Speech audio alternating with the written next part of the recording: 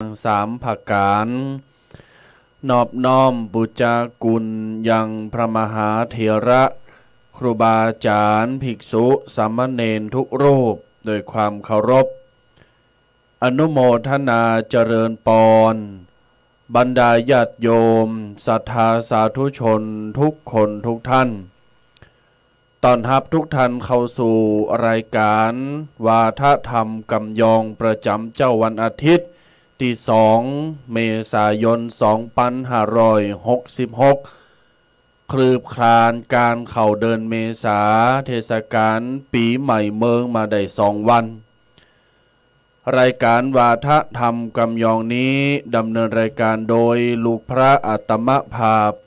พระสมกฤตนิธิทัศน์เจ้าอาวาสวัดสะพุงน้อยตำบลมงน้อยอำเภอป่าซางจังหวัดลำพูนพร้อมกับตุปีแดงพระประพันธ์วัดมงน้อยประคับประคองเอารายการผ่านคลื่นเสียงธรรมผ่านคลื่นวิทยุ Facebook ไลฟ์สดตลอดจนถึงเสียงต่ำสายหอกระจายข่าวและทุกแพลตฟอร์มคลื่นวิทยุนั้นสามารถหับฟังได้ตี104.50 วัดฝายหินมหาวิทยาลัยเชียงใหม่ได้อนุเคราะห์ส่งสัญญาณหับสัญญาณและเมตตาอนุเคราะห์โดยท่านอาจารย์พระครูสมุวิสุวัฒน์วรกิจโจท่านผู้อำนวยการสถานีญาติโยมศรัทธาตันสาธุชนทุกคนทุกท่านท่านผู้ฟังและท่านผู้ชมไม่ว่าจะฟังไม่ว่าจะชมผ่านช่องทางใดก็ตามขอขอบคุณขอบใจและอนุโมทนาที่คือการสนับสนุนแม่นหวำได้เป็นการสนับสนุนเป็นปัจจัยเป็นเครื่องทายธรรมหรือว่าเป็นสิ่งของแต่ญาติโยมศรัทธาและท่านผู้ฟังคอยสนับสนุนเพิ่มกำลังใจคอยสนับสนุนด้านกำลังใจสนับสนุนด้านการหับชมและก็การติดตามหับฟังเป็น FC รายการมาโดยตลอดจุ่มอกยินใจขอบอกขอบใจเป็นอย่างมากญาติโยมสาธุชนท่านผู้ฟังต่างหลายวันนี้วันที่2วันอาทิตย์วันหยุดสุดสัปดาห์แต่ว่าก็วันเสาร์วันนี้วันอาทิตย์หลายท่านหลายคนก็จะอยู่กับบ้านอยู่กับครอบครัวอยากจะเมื่อตั้งใดแต่ถ้าเมื่อก็จะเมื่อกับเจ้าหมู่เจ้าจุมครอบครัวพี่น้องภรรยาสามีลูกหลานยามฮ้อนอากาศฮ้อนอันดังหลายก็จะหาความเย็นความโมนใส่โตก็ไปลินน้ำตกไปแอวน้ำตกวังควายน้ำตกแม่กางน้ำตกวชิระทานไปแอวโควังปานไปแอวโคแจซ่อนนี่ไปแอวหลายตีหลายแห่งหลายตังก็เป็นการเสาะหาความสุขความจุ่มเย็นใส่โตเป็นปกติในช่วงเทศกาลของวันหยุดนิยาตโยมในช่วงของวันหยุดตลอดจนถึงในช่วงของใกล้จะเดินจีปีใหม่หรือว่าสงกรานต์บ้านเฮาตลอดจนถึงญาติโยมอากาศมันร้อนแต่ว่าก็บอกว่าอากาศมันร้อนแล้วก็ฝุ่นควันก็ปุถโธธัมโมสังโฆเฮาก็สามารถจะลบจะหลีกจะเลงได้นอกเสียจากว่ามันอยู่กับเฮาแล้วเฮาจะเยะจะใดมันแบบมาไก่โตเฮาอย่างโควิดก่อนนะครับโอ้ติมบ้านติมเมืองควายบ้านควายเมืองใส่ขวาหน้าหลังปินโควิดด้วยกันหมดอ่ะแต่เฮาก็ไม่ใช่ไปจมอยู่หันคือเฮาปินเนาะแม่นเนาะเฮาก็ยังหาเอาตัวรอดได้อากาศร้อนอันนี้ก็เหมือนกันฝุ่นควันนี่ก็เหมือนกันเพิ่นเอาไปแอวน้ำตกพวกก็ไปธรรมชาติพวกญาติชมเนาะไปแอวหาน้ำตกอ่ะมันยินน่ะจุ่มอกจุ่มใจอ่ะไปพอปะเจ้าหมูเจ้าจุ่มต่างบ้านต่างคนที่เคยหูจักกันไปลิ้นน้ำไปปะกันหูจักกันสนิทชิดเชื่อกันเนี่ยได้กับไหนนะได้กัลยาณมิตรได้ไมเซตดีนั่นญาติโยมศรัทธาสาธุชนต่างหลายเวลาเฮาเจอปัญหาหรือว่าเจอหยังต่างๆที่มันรุมเร้าเข้ามาญาติโยมสาธุชนก็จะไปกระวนกระวายจะไปตื่นโตลำไปก็คือมีสติ สติคือความระลึกได้สัมปชัญญะคือความหูโตหูซึกอยู่ตลอดเวลาว่าเฮาฮอนเนอะโอ้ฝุ่นมันมาเนอะควันมันมาเนอะเฮาก่อมไปยืนตากแดดเก่าเฮาก่อมเอาอากาศบดิบบดีเข้าปอดเข้าหัวใจเข้าร่างกายเฮาญาติโยมทำไปน้ำโตก็อยู่ไหนปุ่นบะเดียวสมัยบะเดียวนะไม่บะเดียวก็อยู่บ้านเปิดแอร์2 ห้อง3 ห้องแล้วก็มีเครื่องฟอกอากาศส่วนมากบะเดียวนี้เปิ้นมีเครื่องฟอกอากาศกันเนาะฟอกอากาศนี่หมายความว่าทำหือบานทำหืในห้องเนี่ยสดชื่นอากาศบริสุทธิ์เครื่องฟอกอากาศมันจะฟอกมันจะดูเหมือนเท่าเครื่องกรองน้ำญาติโยมเหมือนเครื่องกรองน้ำถ้ามืออากาศใช้บริสุทธิ์โดยเฉพาะผู้ป่วยหรือว่าผู้สูงวัยหรือบุคคลทั่วไปหนุ่มกำใจยิงก็มีตะมามพามก็มีหันเคิงอยู่ในห้องนอนเพราะเป็นห้องลับห้องนอนเนาะเขาใจชีวิต6 7 8 ชั่วโมงญาติโยมอยู่หันสูดลมหายใจเขาจะตื่นมาตื่นเขาก่มหู้ไว้เพ้อรับโหลดไปเขาก็ได้ต้องสอบว่าหามอย่างที่มันดีกับโตเขารักษาโตเก่าพอห้ามหู้ว่าในห้องในเสรีตีนอนกามอย่างต่างๆมันแม่แน่นอนอยู่นะมันมีขี้ฝุ่นผู้สูงวัยผู้สูงอายุเขาสำคัญญาติโยมขี้ฝุ่นกามอย่างต่างๆกามมันเกาะเพราะเราไม่เห็นด้วยตาเปล่าญาติโยมเฮาหันด้วยตาเปล่าแต่เวลาเฮาไปนอนลองนอนผ่านแล้วอ๋อมันแบบมีหันฟูเวลาสมมติว่าเฮานอนสลีเนี่ยญาติโยมเฮานอนฟูกนอนตีนอนถ้าเฮาจามถ้าคัดจมูกถ้าคันคันหนังอันนี้คือขี้ฝุ่นเนี่ยคือไรจะไปว่าห้องนอนมันสะอาด100%ใจนั้นญาติโยมศรัทธาต่างหลายหือลูกหือเต่าเหล่าล้านปากันพอก้อยปอแม่เนอะจะไปละจะไปลืมเปิ้นโยมศรัทธาตันสาธุชนทุกคนทุกท่านแต่ว่านี่ตมาภาพใดดำเนินรายการแต่เพียงรูปเดียววันนี้มา2 รูปแต่ว่านี่ได้ประชาสัมพันธ์ว่าท่านทั้งหลายตีจากปุจจาตุงกาคิงตัดเป็นหุบคนของเมืองเฮาเนี่ยล้านนาเฮาเปิ้นจะทำตมาภาพกับปุจจา99 บาทก็มีตั้งตะวาโทรมาหลายท่านหลายคนก็46 คนละใส่46 ชุดตะวานะหลังจากจบรายการก็มีตึงเฟซตึงไลน์ตึงมือถือ99 บาทแต่ว่านี่ยอดมีอยู่46 ชุดที่เปิ้นได้จับจองกันมานั้นญาติโยมนำมาพาตีไว้99 ชุดชุดละ99 บาทแต่ว่าเด็ก46 ชุดละท่านทั้งหลายที่มีความประสงค์จะหับรวมทำบุญเนอะ99 บาทเป็นตุงกาคิงตัดเป็นหูคนใส่จือนามสกุลวันเดือนปีเกิดแล้วเราไปสืบชะตาสะเดาะเคราะห์เราภัยสูงสตรงวันที่27 เมษายนวันที่27 เมษายนก็จะสืบชะตาหลงเหมือนกันแล้วก็วัดสะปุงน้อยวัดตะมามพาตุปีเคนี่ก็จะจัดพิธีบรรจุหัวใจพระประธานศาลาหอฉันเป็นสมเด็จองค์ปฐมปังมหาจักรพรรดิตอนนี้ได้ขอประธานชื่อจากสมเด็จพระสังฆราชกำลังเข้าไปกราบทูลแต่ว่าวันศุกร์ที่ผ่านมารอพระองค์ท่านประธานก็จะได้เข้ารับประธานนั้นเป็นสิริมงคลชั้น1ชั้น2อย่างยิ่งญาติโยมมาจุงหัวใจพระเจ้าจะไปขาดจะไปลืมมีที่ไหนเนอะมีที่ไหนมีเหมือนเก่าแต่ว่ามือไหนเพิ่นจะทำตมาภาพเลยเปิดโอกาสให้ญาติโยมในช่วงปีใหม่เนี่ยหลังปีใหม่เขาก็เมษาเนี่ยจนสิ้นเดือนยังเป็นปีใหม่อยู่นะนาเนอร์มาบรรจุหัวใจพระเจ้าด้วยกันใส่หัวใจปอของเฮาสูงที่สุดแล้วญาติโยมคนเฮายังต้องการหัวใจยังต้องการความหูสึกเฮาก็กราบไหว้พระเจ้าไหว้พระสวดมนต์กูเจ้าเพื่อก็จะต้องมีเหมือนกันนั้นญาติโยมศรัทธาสาธุชน27 เมษายนปากันมาเนอปากันมาแต่ว่าโยมปอที่เปิ้นอยู่ตังสันกำแพงอย่างสักอย่างร่องอยู่สักอย่างในเปิ้นโทรมาเพื่อว่าจะปากันมาประมาณ 6-7 คนก็เจอเนอญาติโยมศรัทธาสาธุชน27 เมษายน27 เมษาบรรจุหัวใจ27 เมษายนนั้นญาติโยมศรัทธาต่างหลายขอประชาสัมพันธ์คือกับญาติโยมศรัทธาสาธุชนทุกคนทุกท่านเนอะฝากเอาไว้ อละญาติโยมสาธุชนทั้งหลายวันนี้เรามาอู่กับตุปีแดงกับตุปีเคกวาทธรรมติตมามภาพถึง2 ตุนจะยกมาวันนี้อาจจะต่อเนื่องจากตะวาเพราะนับแต่นี้ไปเป็นช่วงเทศกาลปีใหม่เมืองวันนี้ตะวาข้างไว้เขาบอกว่าจะเอาปักกระตือนหรือว่าหนังสือปฏิทินปีใหม่เมืองปี2566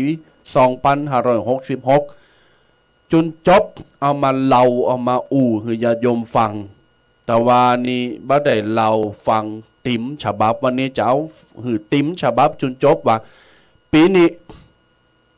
ขนสังขารจืมหยังโหหือเฮาบินหน้าไปตังใดโตนางสงกรานต์จืมหยังกำหยังไผเกิดวันไหนจะมีโจกไผเกิดวันไหนจะมีใจไผเกิดวันไหนจะมีเคราะห์ไผเกิดวันไหนจะมีอุบัติเหตุแล้วก็จะทำจะได้ให้อยู่เย็นเป็นสุขบินโหไปตั้งใดเข้าหยังแปงกาของหยังแปงกาฝุ่นตกกี่หาหักษาเนอหักษาโตจะได้โลมถึงแต่ว่าติดไว้ว่ากาถามนเขาอ่านนำซุ่มปล่อยในการสาเก่าดำโหปีใหม่เมืองเนี่ยบาจ่ายเปิ่นก้อนไก่ไว้วันนี้จะเอาติ๋มฉบับเลยญาติโยมนะวันนี้เอามาติ๋มฉบับเลยติ๋มแม็กเลยกันแล้วกันเถอะอันนี้จะได้โหละไผจะมีโจกไผจะมีเคราะห์ไผจะได้โจกในลาไผจะอยู่เย็นเป็นสุขแล้วเขาจะทำจะได้ปีใหม่เมืองเคราะห์อยู่ที่ไหนกาลกินีอยู่ที่ไหนวันนี้มาฟังกันเนอะญาติโยมเนอะวันนี้ติ๋มฉบับเนอะเจิญประเมศรัทธาสาธุชนติดตามพาฟังต่อไปเนอะ10 นิ้ววันตาก็กราบไหว้สามายังพระเถระพระสังฆาธิการครูบาอาจารย์ตุเจ้าพระเนรจุรูปจูตนด้วยความเคารพยิ่งเจริญสุขเจริญธรรมจงมาเกิดมิแด่ท่านสาธุชนพุทธบริษัทจุผู้จุคนเจ้าวันนี้เขาก็ได้มาพบปะเจอสดาญาติโยมกันแห่มวันหนึ่งตรงกับวันอาทิตย์ที่2 เมษายนไก่เป็นวันปีใหม่ปีหวานบ้านจองเฮามาถึงแล้วเนอะสดาญาติโยมทั้งหลายแปลงใจใสๆแปลงใจดีๆแปลงใจงามๆเกมหับเอาบุญใหญ่บุญหลงเกมหับเอาสิ่งดีๆเข้าเนอเข้าโตเข้าบ้านเข้าจองของเฮาก็ตอนนี้ก็กำลังเก็บกวาดปัดกวาดเจ็ดถูกันต่างๆนาหือมันสะอาดเพื่อจะต้อนรับญาติพี่น้องเป็นวันที่มาโลมกันเป็นวันที่ขอบโคที่อบอุ่นเฮาก็บดีลืมกับประเพณีงามๆตั้งบ้านเฮาเนาะเฮาก็สืบทอดกันไปอย่างน้อยก็ละอ่อนมันก็จะได้ฮู้ได้หันได้สืบทอดต่อกันไปบัดนี้ปล่อยให้มันสูญหายไปประเพณีที่บ้านเฮาเป็นประเพณีที่ดีงามไผมาหันก็ชื่นอกชื่นใจชื่นชมมาว่าตั้งเหนือเฮานี่เป็นคนที่อู่โมนเป็นคนที่อ่อนหวานนะประเพณีบ้านเฮาโมนไผมาก็ติดอกติดใจกันพอ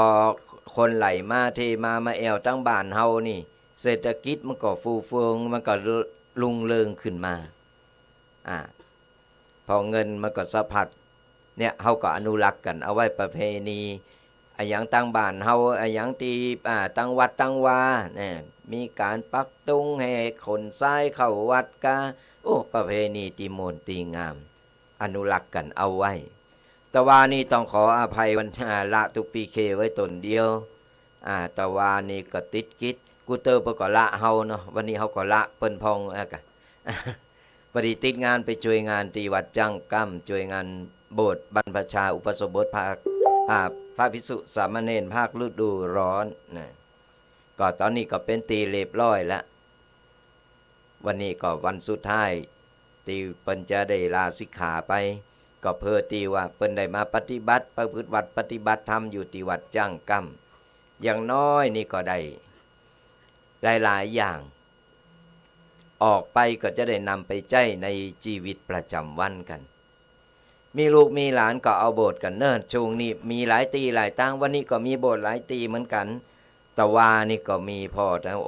หลายตีหลายตั้งเป็นที่มนดีงานหันเราอ่อนหันตุเจ้าพระเนรโบสถ์ใหม่โบสถ์พักฤดูร้อน พอแล้วมันปลื้มอกปลื้มใจสนับสนุนกันเฮือละเอกละอ่อนโบสถ์อย่างน้อยก็สัก7 วัน9 วันก็ยังดีสราญาติโยมทั้งหลายเพราะอย่างน้อยละอ่อนมันก็จะได้คัดเกลาจิตใจของเขาและแถมอย่างหนึ่งเขามาโบสถ์โชงนี่เนี่ยมันก็อยู่ในวัดในวาประกอบโมนงานก็อยู่ในวัดในวาไม่ได้ออกไปแอวไปสิ่งไปขับรถแว่นไปอะไรอย่างต่างๆนานาต่างนอกเหตุการณ์ตั้งนอกตึงวันนี่มันอย่างที่เฮาฮู้สทธาญาติโยมตึงวันนี้เราอ่อนมันแก่เกินวัยไป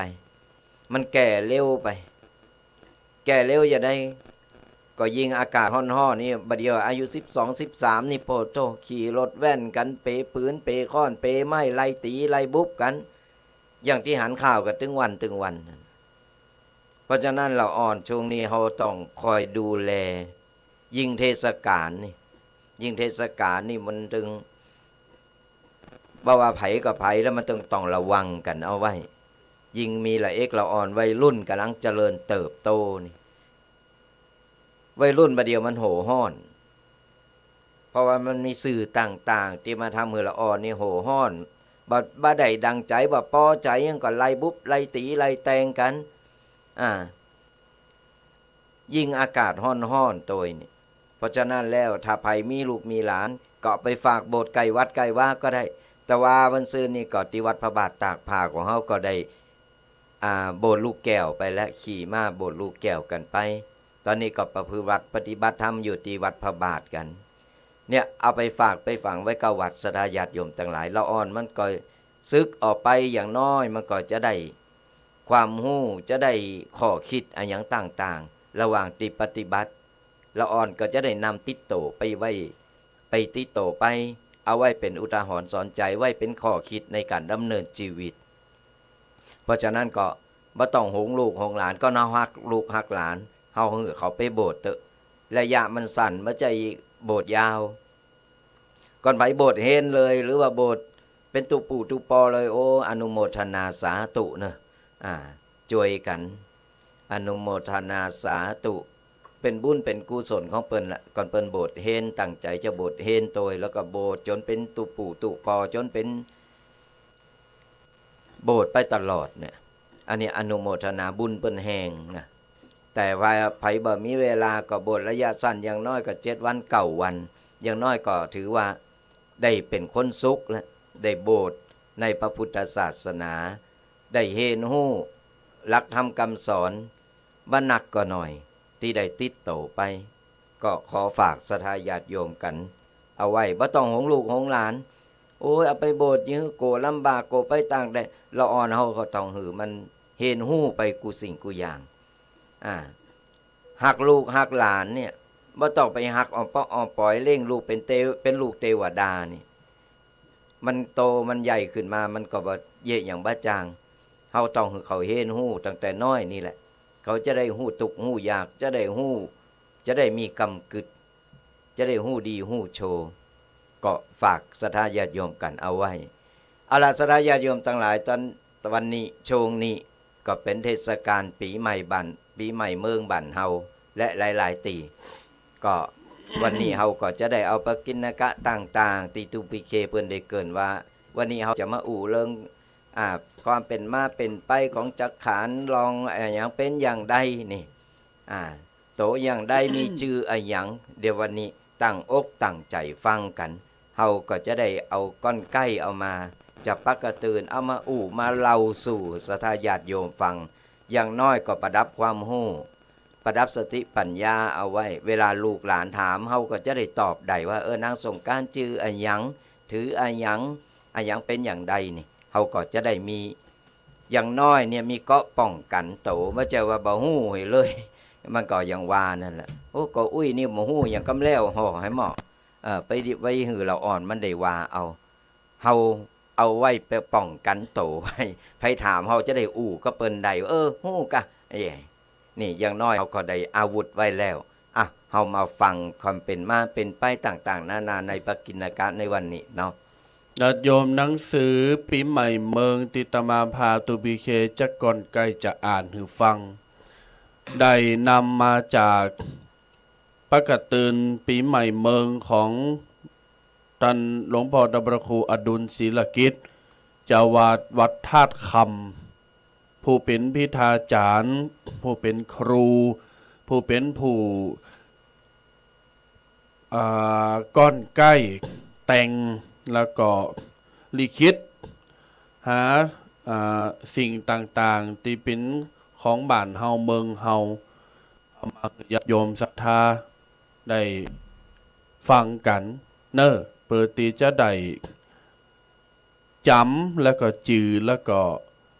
จะได้หู้เอาไว้ว่าปีนี้สงกรานต์ปีใหม่เมืองเฮาจะมาแล้วเนี่ยเฮาจะเยะจะได้ เฮาจะปฏิบัติจะได้แล้วก็ให้เบิด1 9 โมงปลาย9 โมงครึ่งก็จะเปิดสายหน้าไมค์เหมือนเดิม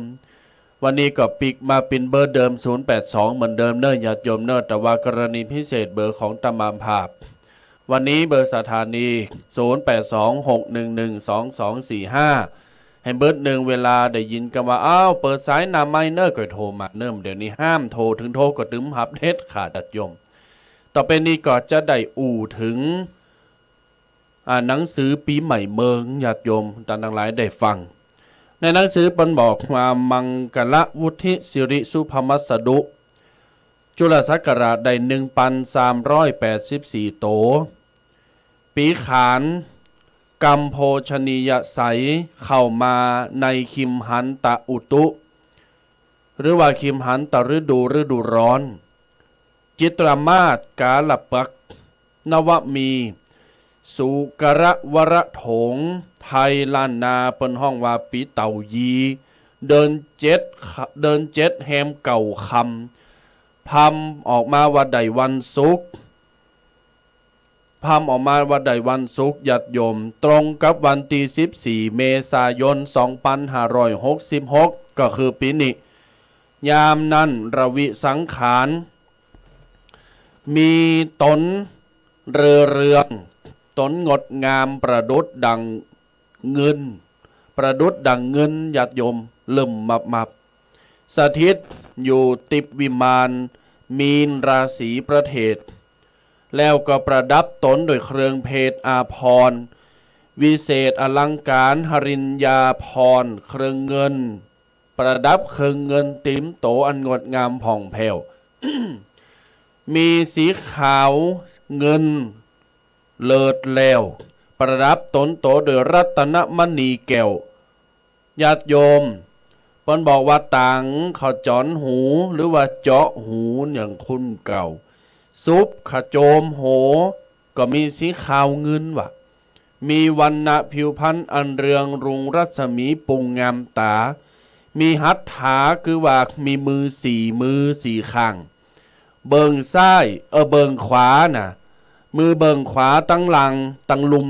กำหมากหน่อยประคำหรือว่าลูกประคำมือขวาตั้งบนกำแว่นส่วนมือซ้ายตั้งลุมกำซักญาติโยมตลอดจนถึงมือซ้ายตั้งบนกำพาลาหรือว่าลูกไม้ได้กาละยามดียามนั้นคือว่าเสด็จขึ้นขี่นั่งย่องเยาะบุญหลังควายญาติโยมนั่งมาเหนือหลังควายโตองอาจเสด็จลูกแตนอาจอาคเนกไปสู่ถนนพายับยัวริยาหรือว่าเตวเหาะเข้าไปสู่ราศีเมษก็จะออกจากติบวิมานคำดีผ่องแผ้วเสด็จถือลีลาโดยพระหุพลนิกายโยธายามนั้นเป็นวันยามสู่16 นาฬิกา 4 นาทีและ 48 วินาทีญาติโยมศรัทธาทั้งหลายกาละนั้นนางเทวดาจือว่ายามานางเทวดาจือยามาก็มานางเหยียดแข้งแล้วก็ยืนไปมีนางเทวดาแหมตนหนึ่งจืออังสีกำดอกไม้นำปีคือดอกเอิงพึ่งจันผาบ้านเฮานี่นะญาติโยมยืนอยู่ท่ากำท่าหับเอาสังขารปีนี้เปิ้นว่าไปวันศุกร์สังขารจะไปวันศุกร์เด้อญาติโยมเด้อสังขารไปวันศุกร์แ แต่โตสังขารนางหย่องเยาะเปิ้นบอกว่าโตสังขารเนี่ยตัวแดงนางหย่องเยาะบุญลังควายจะเกิดอาเพศวะโตสังขารนี่นะจะเกิดอาเพศจะเกิดอาเพศจะเกิดบดีจะเกิดโทษจะเกิดเลิงลาวเดือดไหมห้อนใจแก่เจ้าบ้านเจ้าเมืองแล้วก็จะมีตุกโศกโรคภัยไข้เจ็บมากอันนี้หนังสือเปิ้นทำนายนะเฮามาเกิดพอมาอ่านพอมาก็แต้อย่างเปิ้นว่านะญาติโยมแล้วก็เปิ้นบอกต่อไปว่าฝนจะมีเสมอเนอะฝนจะมีเสมอดีตลอดปีวะจักได้ยินเสียงฟ้าเสียงฝนในเดิน8ขึ้น6คำเถิงเดินเก่าแฮม10คำฝนก็จะเริ่มตกไปแต่เปิ้นบอกว่ามันจำตกตามฤดูกาลจะแล้งในกลางวาสาวะกลางวาสานี่จะมีฝนนะปีนี้นะญาติโยมแล้วเปิ้นตำนายมาบอกว่าปีเนี่ยนับแต่นี้ไปผู้ให้ผู้ร้ายขโมยขโจรจะหนักของสีเหลืองและสัตว์มีปีกจักแปงบะของสีเหลืองกับสัตว์มีปีกจักแปงของดำของเขียวและข้าวเปิกกับผลไม้บางอย่างจักแปงบางอย่างก็ถูกได้ราคาโจรผู้ร้ายจะมีติมบ้านติมเมืองคนในบ้านในเมืองเฮาจะเดินห้อนวะญาติโยมคนในบ้านในเมืองเฮาโทประเทศไทยนี่นะเปิ้นว่าจะเดินห้อนจะมีคนตื่นข่าวให้จะมีคนใส่ข่าวร้ายสถาบันเบิ่งสูงวะญาติโยมมันก็แต้อย่างเปิ้นว่าเฮามาฟังมาอ่านพอนี้นะแล้วก็จักได้เถิงเติงความลำบากเริงรายเริงบดีแก่สมณะจีพราหมณ์ตุเจ้าพระเนนจีพราหมณ์ศีล10ศีล227ศีล8ตั้งหลายจะเดินห้อนว่าญาติโยมเต้าพญาผู้เป็นใหญ่แก่บ้านเมืองจันบุญสูงสุดจะเดินห้อนวะจักเป็นโรคที่เกิดกับคนต่างดาวต่างบ้านต่างเมืองต่างประเทศที่เข้ามาอยู่ในบริเวณบ้านเฮาแต่ก็บ่ให้สักเท่าใดนะหวังนี้นะเปิ้นว่าแล้วก็เปิ้นตำนายว่าฝนจะมีพอประมาณปานกลางคือระวังดินถล่มทลายวะญาติโยมภูเขายังหมู่นั้นนะระวังดินถล่มทลายลงมาน้ำในมหาสมุทรจักสูงกว่าเก่าน้ำในมหาสมุทรจักสูงกว่าเก่าแล้วตุนข้าวจะรวงข้าวออกดีปานกลางหมักแล้วก็น้อย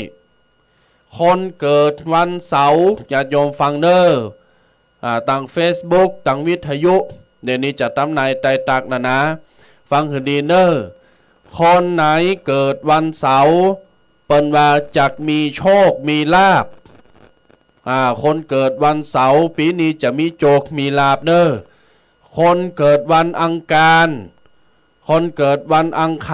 จักมีเคราะห์มี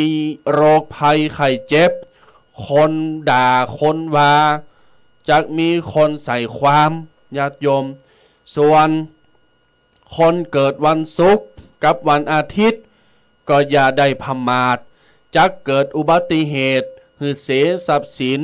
ไปโดยเขาไปโดยเจ้าหมูเจ้าจุ่มญาติโยมศรัทธาครูบาอาจารย์เปิ้นบอกในปากกตื่นว่าคือปูจาพระมหาธาเจ้าเจดีย์เนอะคือปูจาพระมหาธาเจ้าเจดีย์ทรงน้ำพระพุทธรูปเจ้าแล้วก็ไปปูจาเอาไม้กำสลีปูจาเข่ากูอายุปูจาเตนสะดอกเคราะห์สืบชะตาจักอยู่ดีมีสุขวะญาติโยมต่อไปญาติโยมฟังเนอะเปิ้นว่าในวันสังขารนั่นคือปากันสาเก่าดำโหวันสังขารหลองนะเฮามาอู่กันว่าวันสังขารหลองนี่ตุแดงบางพื้นที่ก็เอาวัน13อย่างตั้งเฮานี่จูเอาเก่าจูเอาวัน13เมษาเป็นวันจักขานหลองหรือว่าสังขารหลองบาตามปฏิทินปกตื่นใหม่ที่กำลังอ่านตั้งเจงใหม่ก็ละก็ละปูนบางพื้นที่เปิ้นก็อาศัยเอาใหม่14วันสังขารหลองอย่างที่อ่านไปเร็วนี้นะแต่เฮียนห้อยเก่าเดิมออนเนี่ยเฮาใจ13เป็นวันสังขารหลองทั้งนี้ทั้งนั้นตันทั้งหลายจะยึดถือและจะปฏิบัติอย่างใดก็ตามเนอะญาติโยมเนอะ พิจารณาคือดีเปิดว่าในวันสังขารลองเนี่ยคือปาการไปสะเก่าดำโหติเมน้ำใหญ่วะติเมน้ำใหญ่หรือตุนไม้ตุนใหญ่ตุนไม้ตุนใหญ่นอกใจคานะนอกบ้านนอกจองห้ามสะโหห้ามสะเก่าดำโหตีในบ้านแม่ว่าในบ้านจะมีตุนไม้ตุนใหญ่ก็ตามห้ามเด็ดขาดเปิ้นว่าเคราะห์จำไปไหนอ่ะจะแวดวันอยู่ในบ้านปิกมาหาเฮาอย่างเก่าอ่ะป่นไปกอสลีวะไปตุนป่าลำไยไผมีสนหอมสนลำไยไปก็ไม่ใหญ่ปุ่นเนอะตาน้ำใหญ่เนอะญาติโยมเนอะครอเกณฑ์เว้นตดจะไหลไปจะตกไปญาติโยมศรัทธาแล้วคืออาบน้ำเสร็จเรียบร้อยจะไปลืมอาบน้ำเขามินซุ่มปล่อยสาเก่าดำโหเสร็จเรียบร้อยแล้วญาติโยมใส่ผ้าใหม่เนอะเปิ้นว่าคือซื้อผ้าใหม่มาใส่ให้นะวะจะอยู่เย็นเป็นสุขคาถาเอาแล้วญาติโยมต่อไปเป็นคาถาในการอาบน้ำซุ่มปล่อยในวันสังขารลองไผ่ขดคาถาเกาะจดเอาเนอะแล้วก็ฟังให้ดีก็ฟังเต้นก่อนบื้อก็โทรมาเนอะจะอ่านหรือฟัง1 รอบเนอะญาติโยมเนอะคาถาในการมุนน้ำซุ่มปล่อย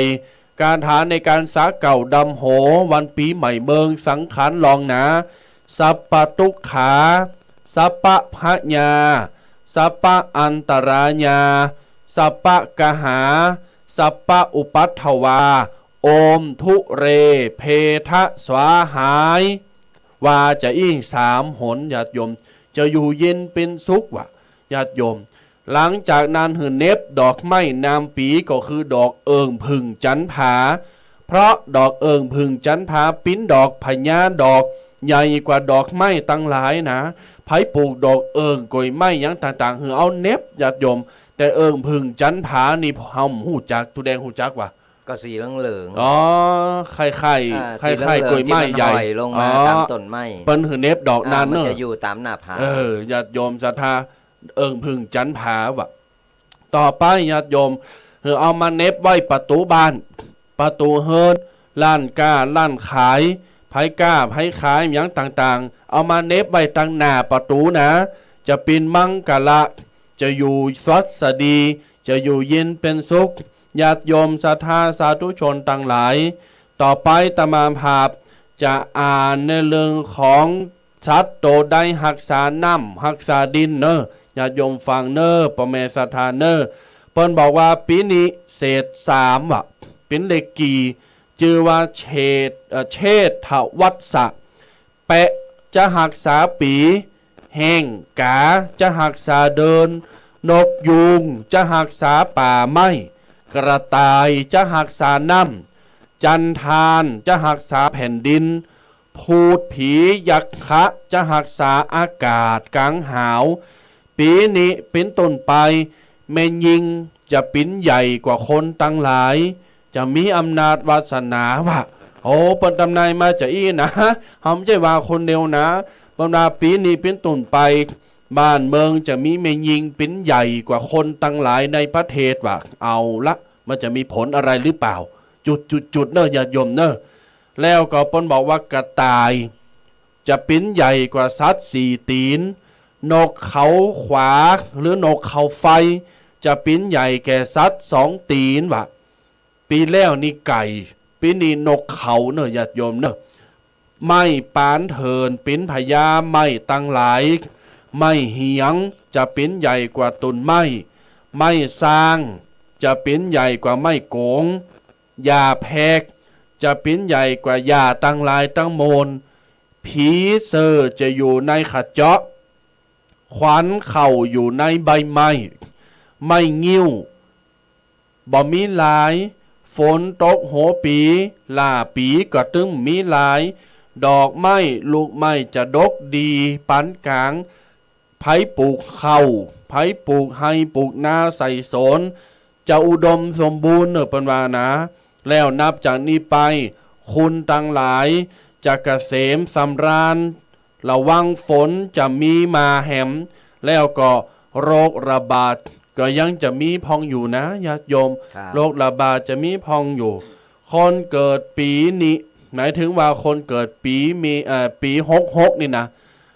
คนเกิดปี66เดือนเมษาเนี่ยคนใหม่ละอ่อนใหม่นี่นะญาติโยมจะมีโกธาเนอะจะมีโกธาจะเป็นคนขี่โคดว่ะจะเป็นคนขี่โคดญาติโยมปีนี้ปนบอกว่านาคือน้ำ6โตนาคือน้ำ6โตบันดาลฝนตก405จือว่าพุทธาธิบดีตกในมหาสมุทร1915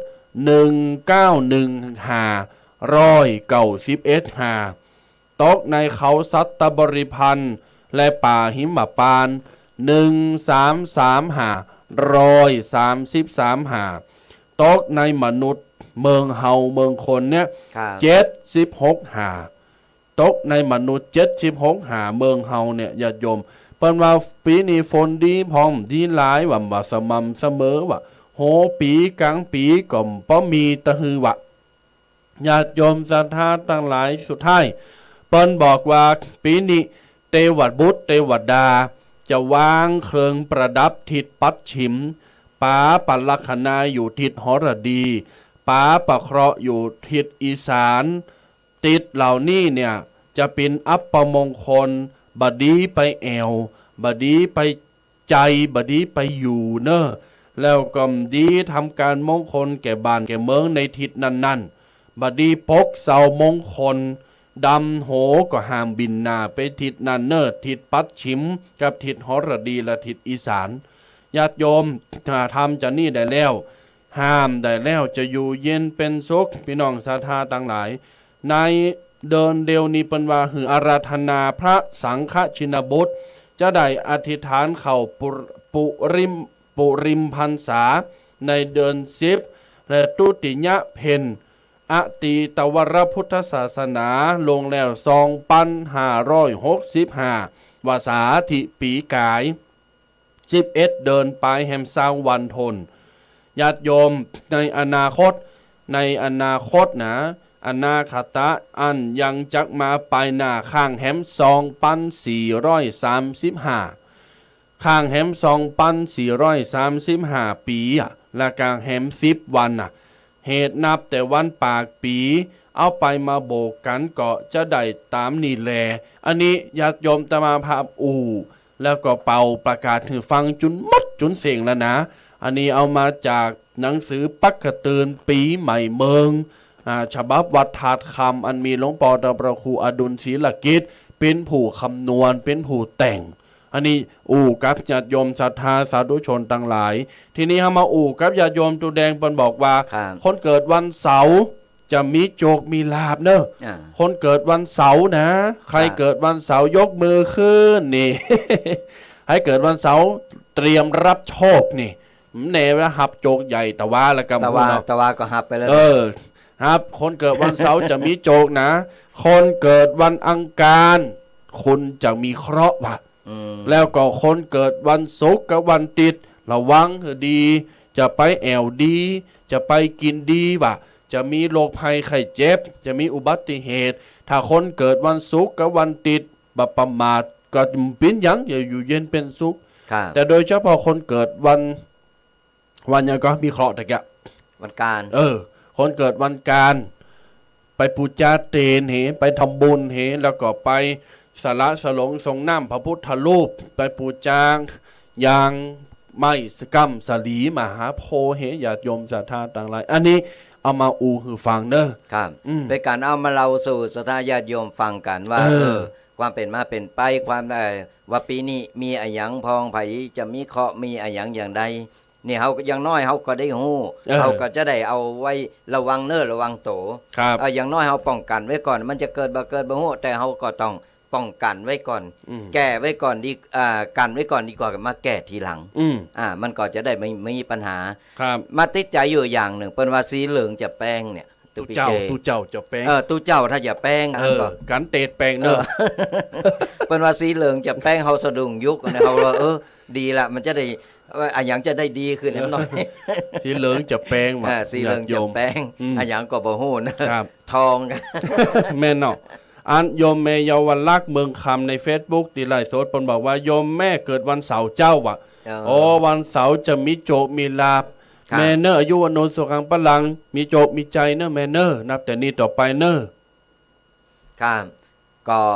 ไปเกิดวันใดก็ตามอย่างน้อยเนี่ยมันเป็นปีใหม่แล้วเฮาก็ทำบุญไปเถอะทำบุญไว้ก่อนนั่นแหละจะมีโจกมีใจจะบ่มีอันอย่างใดไปจะขออย่างใดขอให้เฮาอยู่ในบุญให้เฮาได้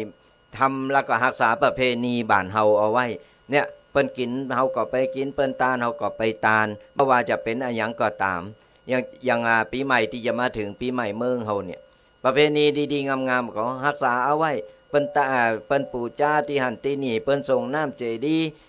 ส่งน้ำพระธาตุที่ไหนนี่เฮาก็ไปหอมใกล้บ้านใกล้จองเฮาก็ไปที่แล้วแต่จิตศรัทธาเฮาการชำระล้างปีหนึงมีเหตุหนึงการที่ว่าเฮาเอาน้ำขมิ้นสมปล่อยไปฮดไปพระไปเผื่อผายที่เจดีย์ถ้าเจดีย์ก็ตามหรือหูปปั้นหูปเหมือนต่างๆก็ตามน่าเป็นบุญเป็นกุศลน่ะเฮาทำไว้เถอะมันจึงมีอันช่วยเฮาบ่ต้องเฮามันต้องมากังวลว่าโอ๊ยวันนี้วันในโอ้ยโดงบัดนี้เฮาจะนั่งเศร้ามากล้าออกไปไหนมันก็บ่ใจเฮาต้องไปทำไว้ก่อนกันไว้นั่นแหละทำไปเถอะบ่ต้องไปตื่นตระหนกโกล่ำไปแต่ก่อนเฮาระวังนี่มันก็ยังช่วยเฮาได้จัดหนักครับก่อนเฮาบ่ประมาทในการใช้ชีวิตในการเดินทางในการทำอะไรหยังก็ตามก่อนเฮาพยายามมีสติแล้วก็พยายามมันพยายามตั้งสติมีสติบ่ประมาทตอนนั้นเฮาก็จะปลอดภัยครับนี่ญาติโยมศรัทธาต่างหลายดังนั้นแล้วเมื่อการละเถิงเติงวันประเพณีปีใหม่เมืองมาหรือว่าสงกรานต์มาแล้วประเพณีสงกรานต์นี่มันตึงโมนตึงกันเนาะโอ้ได้โลมโตกันครอบครัวญาติพี่น้องกัลยาณมิตรบุคคลนั้นเป็นที่หักแต่ถ้าไพ่ไม่ได้มากลมปิ้งยังสมัยเดียวมันวิดีโอคอลกันแต่ถ้าปิกมาก็จะดีมากๆเพราะเป็นการรวมความสามัคคีเป็นการกินข้าวกินน้ำอยู่กันพร้อมหน้าพร้อมตาโอ้ยจะจุ่มอกเย็นใจดีใจขนาดเนี่ยญาติโยมศรัทธาทั้งหลายฉะนั้นเฮ็ดฮอยอย่างที่ตามามพอบอกไปว่าเดิมออนหรือว่าเดิมทีเนี่ยประเพณีสงกรานต์ปีใหม่เพิ่นตั้งเก้าเอาวันที่13ครับอย่างเช่นวันที่13น่ะเป็นวันสังขารหลองเป็นวันจักขานหลองเปิ้นว่าเต็งคืนหือเยอะก็จิ้มทบไล่คุณสังขารว่ะไล่สังขารไปสังขารที่มันดิบดีเลิงลาวไล่ตีเจ็บป่วยเมยแข็งเมยขาเหตุการณ์ดีคือจิ้มทบไล่มันไปว่ะคือมันเอาสิ่งบดีออกจากโตเฮาว่ะตอนเป็นละอ่อนนี่ตุ๊จำได้อยู่เสมอเลยตอนเป็นละอ่อนเนี่ยปอกับแม่เนี่ยโยมปอโยมแม่เนี่ยพระเจ้าห้องละห้องตื่นต่อเจ้าเลยนะไปสังขารมาแล้วสังขารจะลองเมื่อเจ้านี่ละโอ้ยปากันลุกมาพอลุกขึ้นมาพอมีบาทบก็จิบาทบไปมีเหล้าไก่ก็ตบเหล้าไก่สารพัดสารเพทำกันมันเป็นกุศโลบายทำให้เราอ่อนมันก็โมนดีนะครับเป็นสมัยเราอ่อนมันก็โมนเดียวมันเป็นกุศโลบายทำให้เราอ่อนเนี่ยได้มีความตื่นโตได้มีความว่าตื่นโตได้เห็นหู้อย่างประเพณีอย่างดังเดิมของเฮาเนี่ยครับไปพอว่าโอ้ไปปุ้นละโอ้จีบะทบเป็นต้มตั้มโอ้โมนดีอันนี้ก็เป็นฮีนฮอยนั่นแหละเป็นประเพณีที่ทำกันมาสืบกันมาบัดเดียวก็มีปัจจุบันก็มีในวัดในวาอย่างกุปีตมาภาคซ้ำอะไรก็จะหิ้มทบตีฉาบตีกองแล้วก็ต่อยละครังกังเก่งนะแต่ส่วนมากเพิ่นจะเอากระเป๋าตังค์มาตบตบปั๊บหมานั่นเนาะวันที่13เป็นวันสังขารหลองญาติโยมดังนั้นไผที่เจ็บป่วยเมื่อยไข้บ่สบายกินข้าวบ่ล้ำกินน้ำบ่ลงฟันให้อยู่บ่ดีมะโมนมีปัญหาเรื่องราวอย่างอีน่ะเมื่อวันที่13หรือถือเอาปฏิทินฮีตใหม่ก็14เมษายนก็ได้แล้วแต่ความเชื่อแล้วแต่การปฏิบัติคือญาติโยมทำอย่างนี้หินหอยในส่วนของวันที่14เป็นวันเนาหรือว่าวันเน่าเปิ้นว่าปีนี้ วันเนามีวันเดียววันที่14หรือ15ก็ได้บางพื้นที่เอา15แต่ในปักกระตือนก็บอกว่า15ที่อ่านไปตะกี้นะแต่ว่าในหินหอยเก่าเฮาเดิมเนี่ยใจ14เป็นวันเนาเมื่อถึงการละวันเนามาตุแดงเนาะครูบาอาจารย์คุณเฒ่าคุณแก่พ่อแม่ตุเจ้าเปิ้นจะสอนว่าจะไปปากบัดดีนะจะไปว่าบัดดีนะ จะไปอู่บดีจะไปแจงจะไปด่าจะไปเล่ากันนะจะไปว่าสิ่งที่ผิดศีลผิดธรรมจะไปว่าสิ่งที่มันบดีมางามปากจะเนาปากจะแจะเร่อวะปากจะมิ้นนะเป็นว่านั้นมันก็แต่นะอย่าโยมนี้คือเป็นความเชื่อไม่เชื่ออย่าลบหลู่เด็ดขาดเป็นความเจอตั้งแต่ครูบาอาจารย์มาแล้วทำแบบนี้ก็จะอยู่เย็นเป็นสุขจะโยมมันเนานี่นะเวลาเราทำอย่างเนี่ยก็คือมันดีถ้าสมมติว่าเราอู่บดีชีวิตตั้งแต่นั้นไปจะเนาจะเละจะมิ้นจะมีความสุขทำอย่างที่มันผิดพลาดไปตีไปบุบไปฟันไปด่าเปิ้นกรรมอย่างต่างๆชีวิตเขาก็จะเป็นอย่างนั้นญาติโยมจือเพิ่นก็บอกแล้วเด้อวันเนา เพราะฉะนั้นแล้วจะเป็นวันที่14หรือ15ก็ตามแล้วแต่สถานตีแต่ละตีจะถือบ่เหมือนกันก็แล้วแต่ว่าเฮาจะถือวันใดแต่ที่แน่ๆนั่นน่ะช่วงเทศกาลใหม่ๆเอาสิ่งใหม่ๆเอาของใหม่ๆเข้ามาอันอย่างที่บัดนี้บัดนั้นเฮาปล่อยเฮานี่ไปละควางไปเหเฮาต้องเอามายึดมาถือมาเก็บมานี่กันไปมันก่อนเฮามาถือมายึดหนักมันก่อนเยอะเฮาโปรดโหบ่ได้เฮาก็ปล่อยเอาสิ่งดีๆพอวันปีใหม่บ้านเฮาแล้วปีใหม่เมืองบ้านเฮาเนี่ยเฮาก็เอาสิ่งดีๆงามๆเข้ามาใหม่ไอ้เก่าๆที่ผ่านแล้วผ่านนู้นก็ผ่านมันไปมันต้องเก็บมานี่แล้วเฮาก่อนเฮาเกิดเฮาทำดีเกิดดีสิ่งดีๆมันก็จะเข้ามาหาโตของเฮาเองลองเฮาไปเมาฝังจกจิตฝังใจอย่างอันอย่างมันเฮาจะมาว่าและบักใจว่าแค่เฉพาะแค่ 2-3 วันที่จะถึงนี่บัใจนะก่อนเฮาหลังจากปีใหม่ไปแล้วเฮาปฏิบัติต่อไปเลยตลอดชีวิตซ้ำดีตลอดชีวิตซ้ำดีเฮาไม่ต้องไปกึดอย่างเฮาปล่อยวางไปละปล่อยวางไปคือมันพ้นไปคือมันลองไปก็จะขานหมดบ่ต้องมันปีกมาแล้วใจลองไปเลยเอาใหม่ๆเอาสิ่งใหม่ๆดีๆงามๆเข้ามาครับแล้วเฮาก็จะพบกับสิ่งดีๆงามๆในชีวิตของครอบครัวของเฮาเฮาก็จะมีสิ่งดีๆเข้ามาในส่วนของวันเนาแล้วทำจะแล้วก็จะอยู่เย็นเป็นสุขแล้วไปปอญาติโยม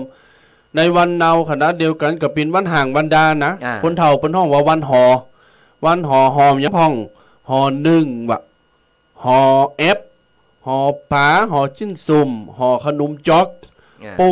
โทวันพญาวันมานี่มาตึงติ๋มกันละมังทางเปญาติโยมศรัทธาทั้งหลายก็นั่นแหละเป็นวันบุญใหญ่ละบุญกินบุญตานกันเกมกันเปิ้นเกมเปิ้นหาเปิ้นดาเนี่ยมันเป็นสร้างความสามัคคีคือก็ครอบครัวแล้วก็ชุมชนโดยแล้วมันทำคือมันพอแล้วมันเป็นประเพณีที่ว่าดีงามงามหูงามตาโมนอกโมนใจ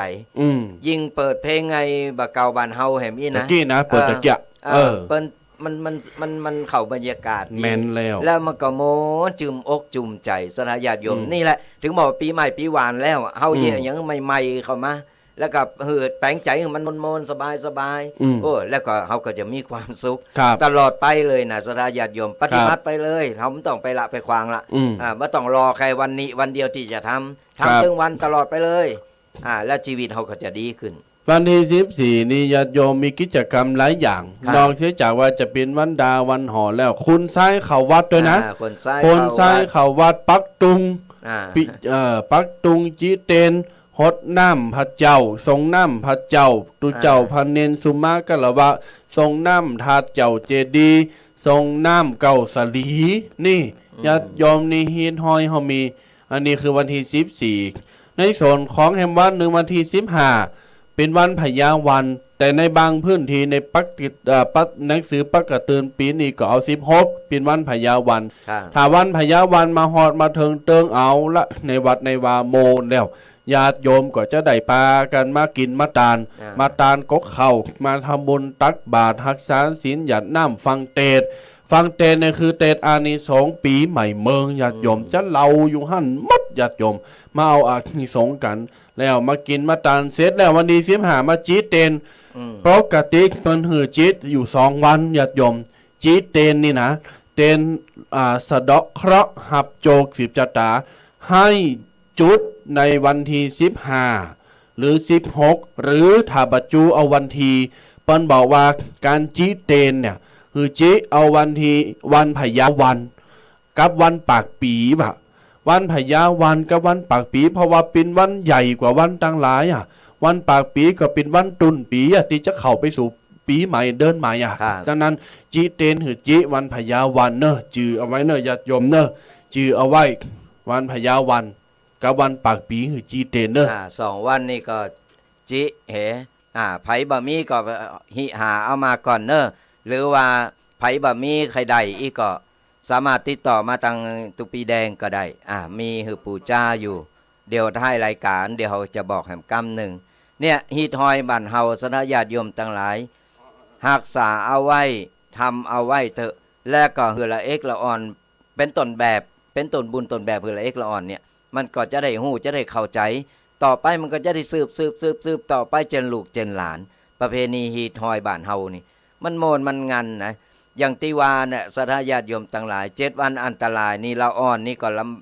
พยายามนะจะไปไหนมาไหนก็พยายามบอกกล่าวพยายามดูแลหน่อยช่วงเทศกาลเนี่ยมันถึงมีดีถึงให้เพราะฉะนั้นประเพณีของเฮาดีๆงามๆไปถึงมันเสียหายกับคนรุ่นหลังที่มันจะมาทำตีบดีบาดักหลายอันหลายอย่างช่วยกันสอดส่องดูแลเพราะว่าเขาจะได้รักษาหีดหอยคนต่างบ้านต่างเมืองเพิ่นจะได้มาแอวแล้วจะได้ติดอกติดใจโอ้ยโมนเนอะมาแอวตั้งเชียงใหม่ละปูนมาแอวตั้งเชียงไฮ้หรือตั้งภาคเหนือบ้านเฮาเนี่ยมันโมนมันงันนะแล้วก็มันเป็นประเพณีที่ว่าไผก็ใครมาพอนึกถึงเทศกาล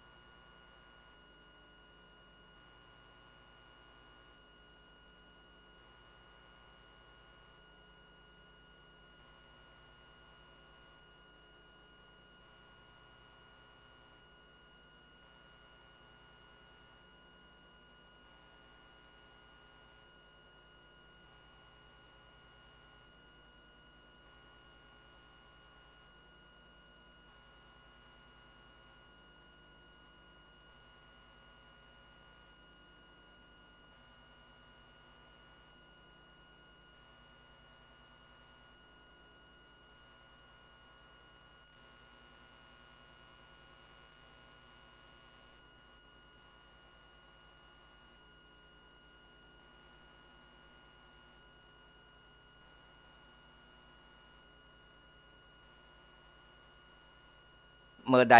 เทศกาลสงกรานต์ก็นักเทศกาล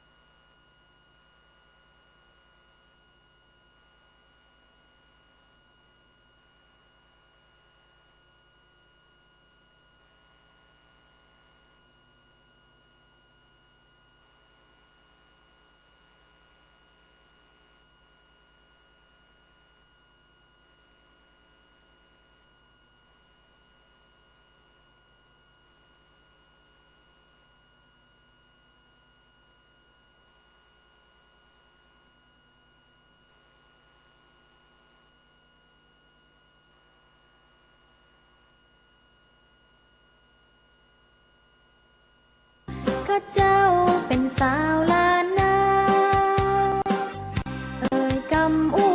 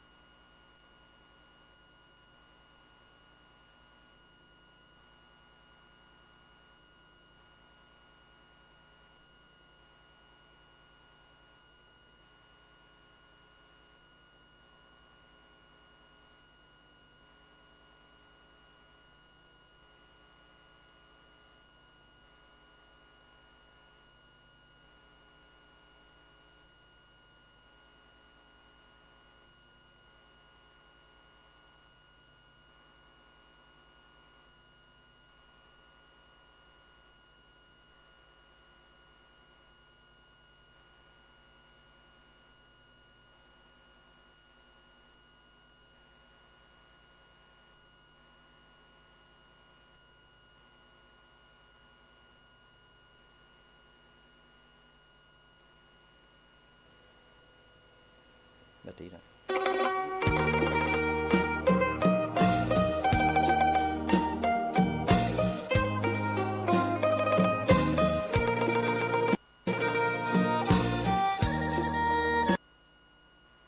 อภัยกับท่านผู้ฟังทุกท่านทุกคนเนอพอดีสัญญาณมันกระตุกสัญญาณมันดับไปบัดเดี๋ยวดิปิกมาแล้ว ชมทาง Facebook แล้วก็ชมทางวิทยุ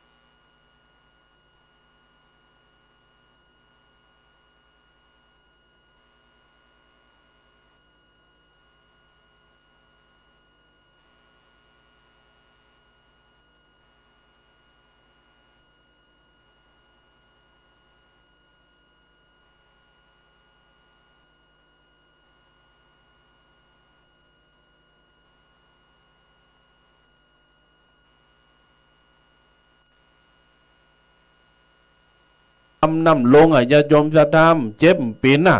อันนี้คือความเจอนะแต่ว่า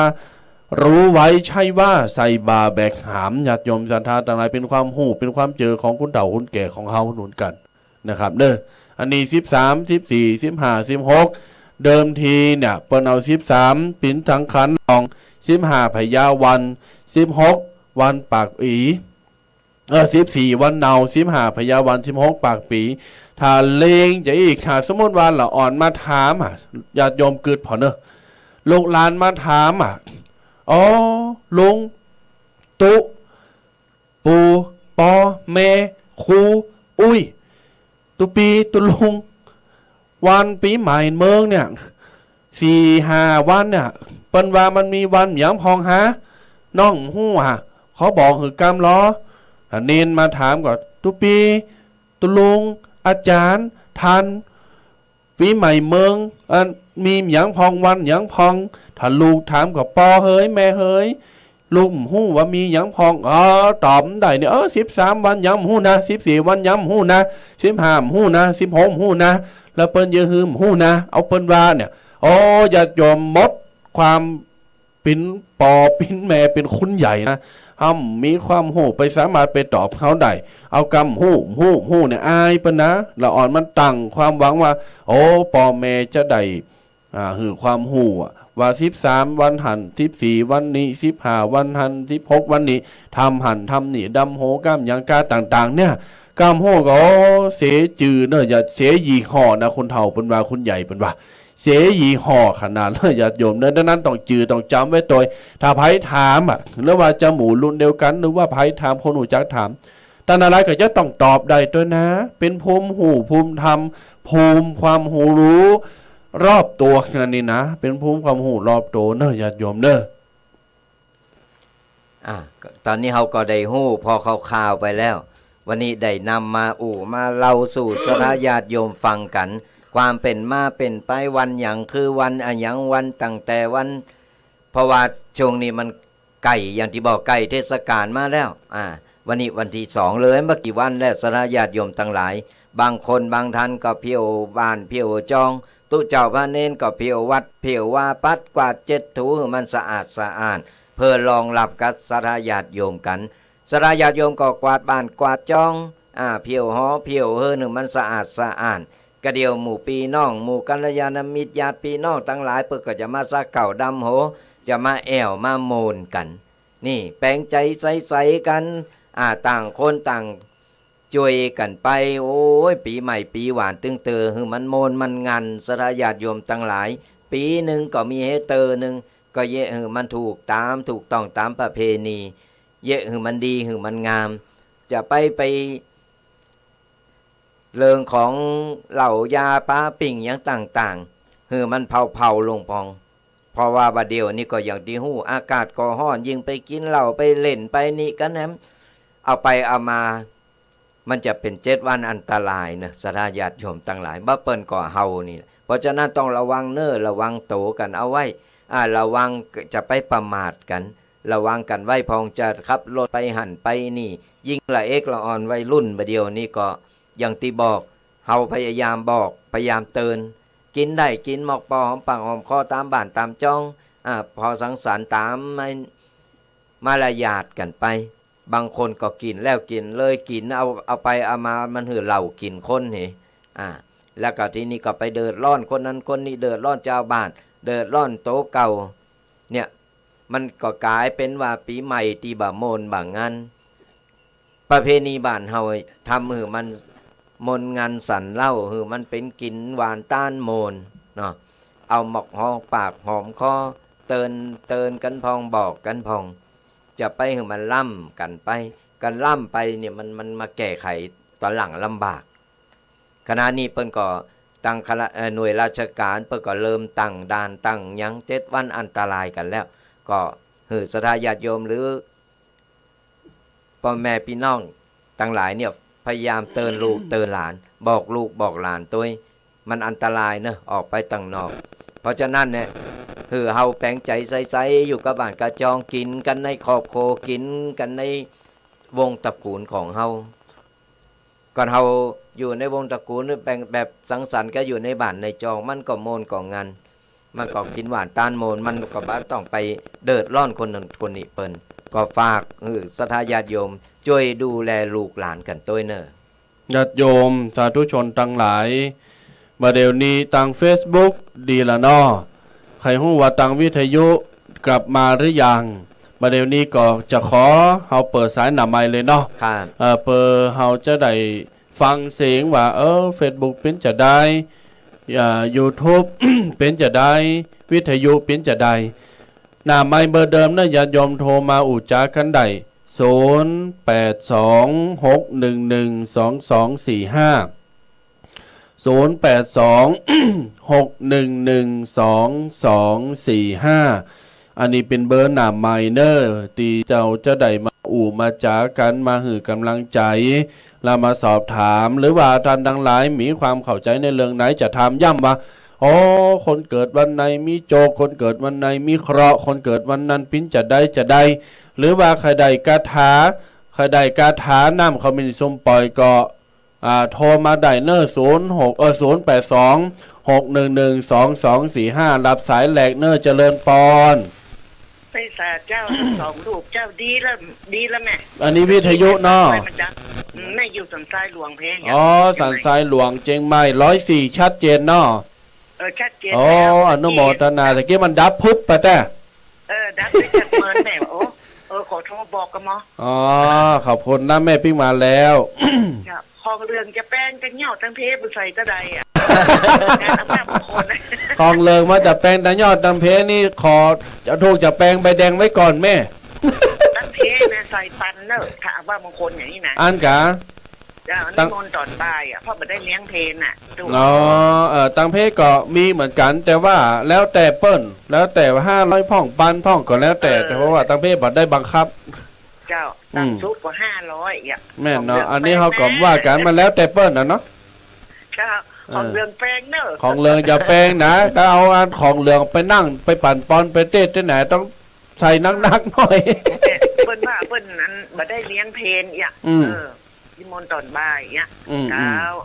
โมทนาเนอเจริญปอนเจริญพรครับผม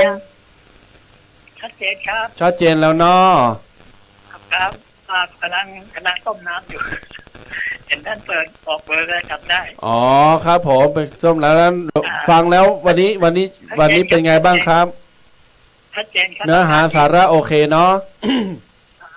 โอเคแล้วครับครับผมอนุโมทนาครับ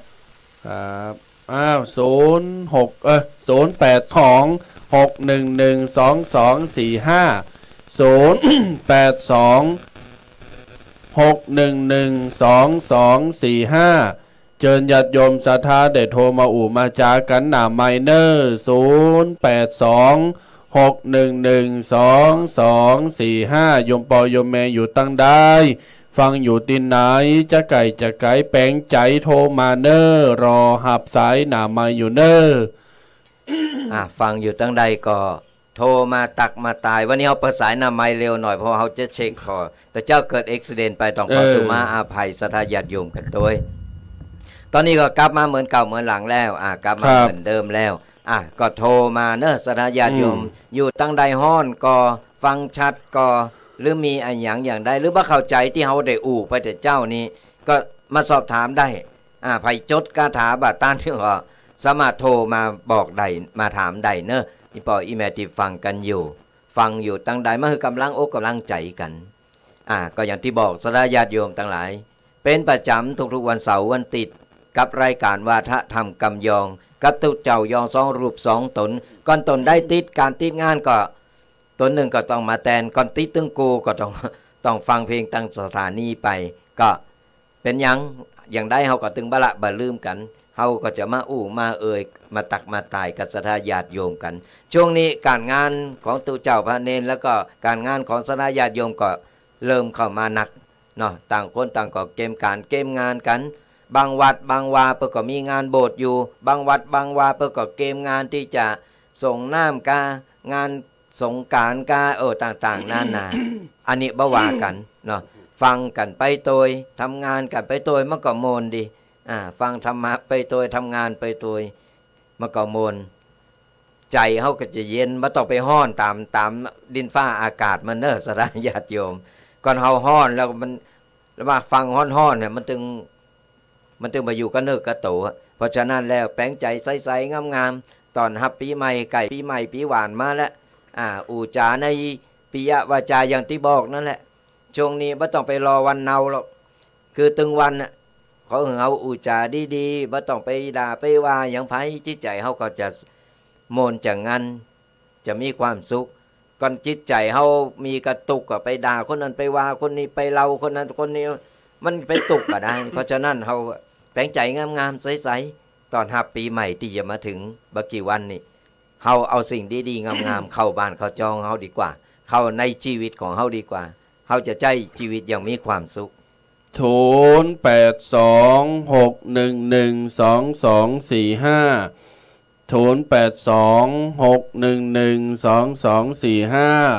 ดักปิ่งยิงวอยเนอร์ญาติโยมเนอร์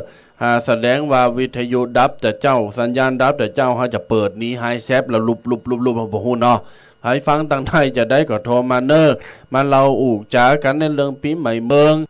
จะปุจัดเตนตันตุงติบันติจองวันไหนวันดีวันเผวบานเผวจองคนไส้เข้าวัดหรือว่าจะไปสละสลงทรงน้ำองค์พระเจ้าพระธาตุเจดีย์วันไหนมันดีวันนี้วันไหนตอนดังหลายก็สามารถโทรมาถามแล้วก็มาอู่มาจาหรืออยากจะฮู้กรรมเสกน้ำซุ่มปล่อยเอาไว้สาเก่าดำโหนะอย่าโยมนี่สำคัญเหมือนกันนะเขาจะต้องใส่กาถาเป่ากาถาอาคมตามครูบาอาจารย์บนได้ก้อนใกล้ได้บอกโดยไพ่ขดในส่วนนี้ก็ โทรศัพท์มาหน้าไมล์หลังไมเนอร์0826112245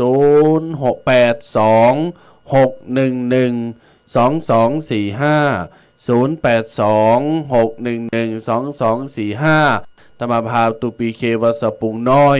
ตุปีแดงวัดมงน้อยแนะนำเอารายการมาอู่มาจ้ามาพบมาปะเป็นประจำเสาร์และอาทิตย์ญาติโยมศรัทธาเป็นวันหยุดเนอะวันนี้วันอาทิตย์ญาติโยมก็คงจะไปการไปงานแระไปแอวน้ำตกเพราะว่ามันฮ้อนไปแอวน้ำตกไปแอวโซนซัดก็ไปสอหาที่มันยินมันจุ่มร้านอาหารห้องแกมอย่างต่างๆคาเฟ่ก็ญาติโยมศรัทธาก็เป็นวันครอบครัวเนาะทางนี้ต่อไปก็ครอบครัวไผครอบครัวทันก็จะปิกกันมาลูกเต่าเหล่าล้านไปอยู่ต่างประเทศอยู่ต่างจังหวัดต่างบ้านต่างจ้องไปทำการทำงานอยู่ครอบครัวต่างถิ่นจะได้ก็จะได้ปิกปอกจะได้ปากันมาเพิ่มความรักเติมความอบอุ่นคือแก่กันและกันเป็นวันครอบครัวเนอะญาติโยมวันรวมญาตินี่นะประเพณีสงกรานต์ล้านนาปีใหม่ทั้งนี้ทั้งนั้นญาติโยมศรัทธาเวลาจะใช้ชีวิตในช่วงปีใหม่ก็ระมัดระวังเนาะระวังรถรานี่สำคัญ7วันอันตรายในญาติโยมแต่รอจนถึงบัด7วันก็ตามถ้ามันเมาเหล้านี่นะถ้าคนกินเหล้าแล้วขับรถนะ10วันก็ตามเด้อ100วันก็ตามเดิมต้องมา7วันนะมาถึงโอ้โธหามาดื่มได้นั้นท่านอะไรจะสัญจรไปที่ไหนจะเอาลูกเอาเต่าเอาหลานหรือท่านอะไรจะเดินทางไปไหนไปแอวกาไปกินหันกินนี่ลืมอย่างต่างๆไปรวมพลรวมญาติระมัดระวังขับขี่อย่างปลอดภัยเช็ครถเช็คราให้ดีแม้กระทั่งว่าเขาจะต้องเช็คคนที่สัญจรอยู่ตั้งข้างบนถนนด้วยเฮากันหน้ากันหลังมันจะเบรกอย่างเขาต้องมีสติที่บอกว่าสติสำคัญที่สุดญาติโยมศรัทธาเนอพออย่างข่าวแต่คืนนี่ตุปิเค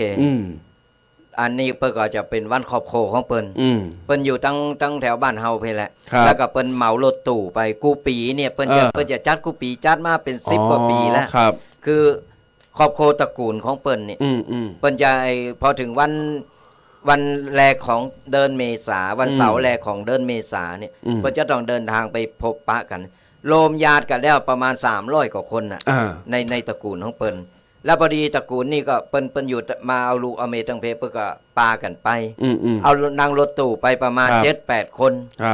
ไปถึงแหมชั่วโมงโทรเช็คกันอยู่แหมชั่วโมงจะถึงไงเปิ้นไปตั้งภาคใต้พุ่นตระกูลเปิ้นอยู่ใต้ต้นตระกูลเปิ้นปรากฏว่าไปถึงกึ่งแหมชั่วโมงนึงจะถึงแล้วทั้งปุ่นก็รอหับกันอยู่เพื่อแหม ตอนนั้นมันไก่จะประมาณตี 1 ตี 2ไก่จะถึงเอารถตู้ไปเพื่อไปหับสายแหมกำหนึ่งตั้งไต่พุ่นหับสายแหมกำหับสายจากอันโรงพยาบาลบอกว่ารถประสบอุบัติเหตุตายไป6ศพเหลือละอ่อนน้อย2 โคบแล้วก็หลานเพิ่นแหมคนนึงที่อยู่ในรถน่ะเป็นผู้ชายเหลือ2 คนน่ะแล้วก็ละอ่อนเหลือละอ่อน2 โคบคนนึงแล้วก็หลานเพิ่นประจายอันนั้นก็วัยรุ่นคนนึงนอกนั้นตายหมด6 ศพโอ้ยหันข่าวแต่ว่านี่ก็บอกโอ้นี่แหละแต่ความประมาทโดนอย่างฮู้ก็รถ6 ล้อรถโพง18 ล้อกะ18 ล้อรถโพงเนี่ยมาจนประสานงานกับไอ้รถตู้โครมเดียวก็ไปตายโรงพยาบาลก็มีตายค่าตีก็มีปรากฏว่าโลมญาตินี่ไม่ได้โลมญาติจะเอาญาติมาโลมกันในงานศพเอาไปเลงกันอยู่แล้วเอาญาติพี่น้องกันมาหดน้ำให้นี่หอนว่อนตุกกันเนี่ยมันเพราะความประมาทก่อนว่าเปิ้นกระโตนี่แหละเพราะฉะนั้นในช่วงเนี่ยรถมันเข้าออกหนักต้องระมัดระวังไผที่กำลังเดินทางอยู่เหมือนกันนะที่ฟังอยู่ก็ระมัดระวังเนอะเฮาระวังที่สุดแต่บางทีเปิ้นมาระวังเนี่ยเฮาก็ต้องพอซ้ายพอขวาพออย่างมันแน่ๆจะไปใจฮ้อนจะพยายามใจเย็นๆสุดแล้วมีสติอย่างที่ว่ามีสติคือเสมอว่าเฮากำลังขับรถเนอะเฮาต้องระมัดระวังเพราะว่าให้มันหลายชีวิตอ่ะที่มันอยู่ในนั้นหันเพราะอย่างอันเนี้ยเปิ้นก็เลยว่าบ่ฮู้จะโทษไผเนี่ยเพราะว่าคนขับเปิ้นก็ขับไปดีแต่คนรถตู้ไอ้ตั้ง18 โพงนั่นก็เปิ้นก็ขับดีตอนนี้ก็เลยไปเป็นเรื่องเป็นราวกันไปตัดสินด้วยกล้องวงจรปิดก็เลยฝากเป็นอุทาหรณ์สอนใจสถาญาติโยมไผมีญาติพี่น้องกำลังเดินทางไปพยายามบอกให้เขามีสติพยายามให้เขาบ่ต้องกินเด้อใครอยากก็ปิกมากินบ้านเพ่กินแล้วครับเนี่ยก่อนบ่เปิ้นกระโตนี่แหละกินแล้วรับเลยรับเลยถ้ากินแล้วก็รับอยู่ในบ้านต่อไปข้างนอกออกไปข้างนอกก็ตำโนดกาไอ้ผู้ปหลงกาผู้ช่วยก็อยู่หน้า3 แยก 4 แยกกันเต็มเด็กก็โดนตักเตือนแหมเพราะฉะนั้นก็ฝากเป็นข้อคิดกันเด้อครับเจริญพรฮัลโหลเจ้าได้ยินแล้วแม่ขอไปถามมนส้มปล่อยแม่กับหมอแม่จะแม่จดตันว่ะตันกับแม่จะจดแม่จดเด้อเจ้าสัพพะทุกขาสัพพะทุกขาถ้าจดแล้วบอกเนอจะบอกเป็นวรรคสัพพะทุกขาสัพพะพยาสัพพะพยาสัพพะพยาสัพพะอันตรายาสัพพะตันตรายาอันตรายนั่นน่ะสัพพะอันตรายาสัพพะอันตรายาเรียบร้อยสัพพะคะหาสัพพะอย่างก็คะหาคอควายสระอะหอหีบสระอาหอหีบสระอาหา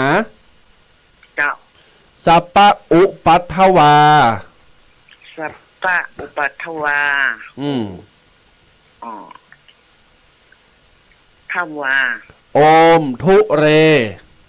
โอมทุเรทุเรรอเรือเนอเจ้าโอมทุเรแล้วเนาะเจ้าเพทะเพทะเพทะทอทหารสระอะเททะสวาหายแล้วแม่ว่า3 หนเนอเจ้าว่า3 หนติดปืนเก่าไม้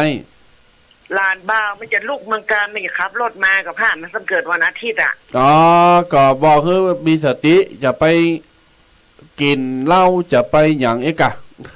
มันมากินเหล้าลอกตัวเป็นจ้าเปิดประจายใจอย่างตู้เจ้านะใจดีเป็นอย่างก็ก้อยครับมาอากะน่าก็จะเตรียมเขาแม่นเขาจะลูกมังการก่อนขึ้นรถก็ไหว้พระไหว้เจ้าอย่างเงี้ยเจ้าเขาทำงานที่ศาลมังการนะมาวันไหนจะมาวันไหนแม่จะมาวันที่12ถึงวันที่13ขอให้เดินทางปลอดภัยเนอะขอให้เดินทางมาบ้านมาหาพ่อแม่ยังปลอดภัยอยู่ดีมีสุขมามีและลูกแม่เขาอยู่แม่อยู่กับหลานน่ะพ่อก็ตายแม่ก็ตายแม่ก็ลูกก็ตายพ่อก็ตายเจ้าโอเคเดินทางปลอดภัยเนอะเจริญปอน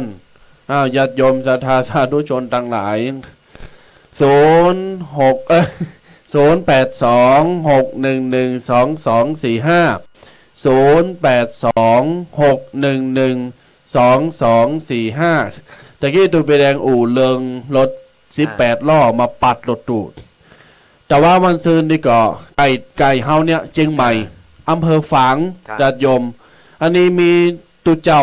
ตนหนึ่งแล้วก็ญาติโยมเกินรถตู้คนขับรถเป็นหอยรับใน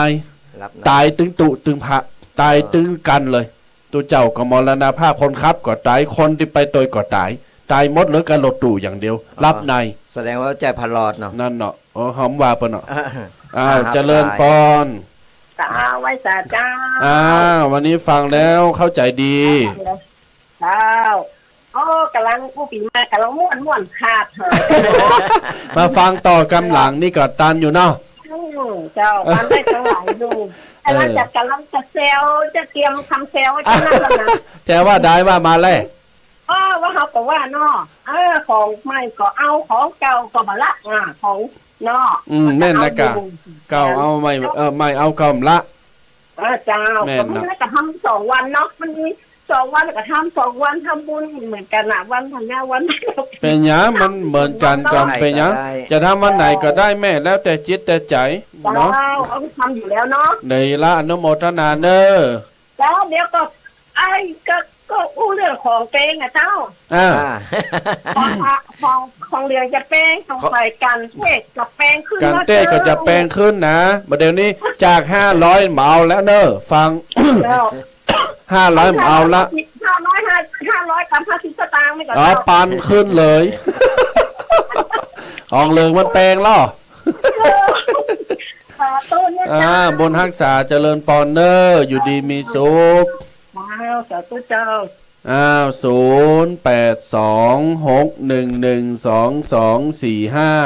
เอามาอู่เรื่องของถูกของแป้งก็ดีไปอย่างเปิ้นว่าของเหลืองจะแป้งนี่เขาใจดีหอมเด่นนี่นะญาติโยมก็ต้องขึ้นด้วยนะใส่ซอเฮาว่าลิ้นมาได้เนอะว่าลิ้นมาได้ว่าเฮาหน้าเงินได้นะว่าตูแดงมงหน่อยพี่เนอะได้แต่ก็ดีนะญาติโยมศรัทธาทั้งหลายจะไปประมาทเนอะในการขับรถเข้าราช่วงนี้ก็รถลามันหลายแล้วก็การแป้งถนนเนาะแป้งถนนโดยการไก่ทรงการโดยการคนเป็นเริ่มปิกบ้านต่างวันที่10ไป10 11 12 13 14 15 16 17 18ปู่ตัวญาติโยม2 ตี3 ตีมันมีรถให้กุคนคนนึงก็ปิกคนนั้นก็ปิกเป็นสินเป็นสายนานๆก็อย่าประมาทสำคัญที่สุดญาติโยมมีสติแต่ถ้าจะได้แล้วญาติโยมไหวพระ อธิษฐานขอพรจากพระเจ้าพระธรรมพระสงฆ์และครูบาอาจารย์ประเมไหวก่อนจะสตาร์ทตั้งสติก่อนสตาร์ทจะไม่พลาดในชีวิตญาติโยมเด้อก็เฮาจะไปไหนมาไหนก่อนนึกถึงบุญที่เฮาได้สร้างได้ทำเอาไว้นั่นแหละนึกถึงบุญไว้เสมอบุญนั่นแหละจะช่วยค้ำช่วยหนุนเฮาได้เพราะฉะนั้นก่อนขึ้นรถขึ้นลาก็ไหว้พระไหว้เจ้าเลขสติห้องสติปีกมาก่อนแล้วก็ครับพอตอนนี้ต่างคนต่างก็ไปปีกกันบางคนก็ปีกมาบ้านมาจอบางคนก็จะปีกไปทั้งนั้นหลายตีหลายตั้งศูนย์ก็ไปศูนย์กันมาเพราะฉะนั้นแล้วสติสำคัญที่สุดจะไปประมาทในการขับรถขับลากันไก่ปีใหม่ปีหวานก็อย่างที่บอกศรัทธาญาติโยมทั้งหลายว่าระหว่าง13 14 15 16นี่เนี่ยเฮาจะเอาวันใดก็ได้จะถือฮีทอยแบบใดก็ได้ก็เหมือนกันนั่นแหละเพียงแต่เฮาทำจ้าทำเร็วไปหน่อยมันก็เหมือนกันเฮาจะทำวันใดเอาอยู่เตียวเอาสะดวกแล้วกันในการที่ว่าจะไปวันไหนจะเป็นวันนาวันไหนจะเป็นวันพญาวันนี้เอาจะเอาตามปกติก็ได้หรือว่าจะเอาตามฮีทอยเดิมๆของเฮาก็ได้อันนี้อยู่ที่ความสะดวกสบายบ่ผิดบ่เป็นหยังศรัทธาญาติโยมทั้งหลายก่อนที่จะหับสายก็โทรกันเข้ามาต่อยังมีเวลาอยู่เนอะศรัทธาญาติโยมทั้งหลายยังมีเวลาอยู่โทรกันเข้ามาบอกมากล่าวกันมามามาตักมาตายกันว่าฟังชัดเจนว่าชัดเจนหรือเข้าใจบ่เข้าใจยังหรือว่าใครฮู้เกี่ยวกับอย่างที่ฟังแต่เจ้าบัดตันมันปุดขาดไปเหก็สามารถโทรเข้ามาบอกกันได้มาเป็นกำลังใจกันได้เนอะเบอร์เก่าเบอร์เดิมเนอะ082827 ขอประชาสัมพันธ์กันหน่อยสถาญาติโยมทั้งหลายก่อนที่ว่าสถาญาติโยมตียังบ่มีเตนบ่มีเตนที่จะไปจุดเพราะว่าจะเป็นเต้นสะเดาะเคราะห์จะเป็นเต้นสืบชะตาจะเป็นเต้นหับโจกเต้นนพเก้าต่างๆนี่ก็ติดต่อเข้ามาได้เนอะตอนนี้ของมาเรียบร้อยแล้วเต็มไว้เรียบร้อยที่วัดมงน้อยก็สามารถติดต่อเข้ามาหลังไม้ก็ได้โทรเข้ามาเบอร์นี้และเบอร์0826112245มาปูจากันได้เนอะเอาไปไว้จุดในวันที่15-16นี่จะได้เอาโจกเอาใจเอาเลิกเอาชัยในวันปีใหม่เมืองบ้านเฮาก็สามารถติดต่อสนใจว่าใครได้เต้นอันยังตอนนี้เฮาของอันยังเฮาก็เกมไว้หือเรียบร้อยพร้อมแล้วที่จะส่งหือสถาญาติโยมกันก็ติดต่อสอบถามรายละเอียดที่เบอร์เดิม0826112245ก็ฝากกันเอาไว้ตัวได้เต้นแล้วเอามาจีวันที่27 เมษายนที่วัดสะปุงน้อยเด้ออย่าชมเด้อไหนๆก็ปีใหม่เหมือนกันแล้วมาปูจาเต้นวัดมงน้อยกูไปจิวันที่27สืบชะตาปีใหม่บรรจุหัวใจพระเจ้าวัดสะปุงน้อยโลดเดียวคำหันเลยญาติโยมนี่ฮันเนอบุญหลายวัดหลายต่อนะจะได้สีเทวเนอร์ญาติโยมเนอร์นั้นแล้วฝากประชาสัมพันธ์งานบุญงานปีใหม่ก็พี่น้องศรัทธาก็ไปก่อเจดีย์ทรายแต่ละวัดเพิ่นก็มีปูจาเป็นอันเป็นอย่างว่าพระธาตุริพุนชัยวัดหลงเวงหลับปูนนี่ก็มีเหมือนกันญาติโยมมาเนอะมาแอวไหวพระธาตุเจ้าเจดีย์ริพุนชัยงดงามในเบื้องต้นและท่ามกลางและที่สุดเป็นพระธาตุเจ้าประจำปีไก่แต่ไผเกิดปีไหนก็สามารถมาไหวพระบรมธาตุเจ้าริพุนชัยได้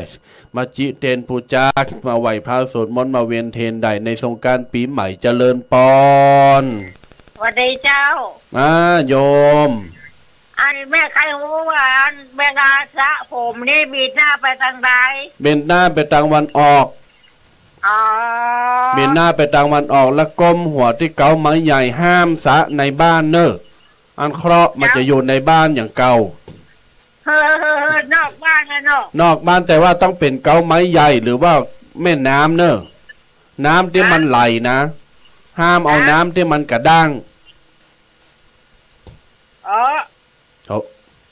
อย่างแม่เกาไม้ใหญ่แล้วก็ที่น้ำมันมีเจ้าน้ำมันมีก็เอาเกาไม้ใหญ่นอกบ้านแต่ห้ามเอาในบ้านด้านนะไม่ได้ตะวันออกเนาะไม่ตะวันออกเนอะเจ้าแล้วนั้นว่าไปได้เฮ้ยมันยาวเป็นยังถ้ามันยาวว่ามันได้ก็อธิษฐานเอาแปลงจิตแปลงใจอธิษฐานตามกรรมปรารถนาเลยเจ้าเนาะเขาว่าในใจเอาเนาะว่าในใจก็ได้เป็นอย่างของโรคภัยไข้เจ็บห้อมหายอยู่ดีมีสุขก็ได้เจ้านะเขาโหดกันหน้าแล้วก็ตัวอาบน้ำอะไรเนาะเอาโหดหัวซะหัวแม่อย่าเฮาซะหัวนะกะ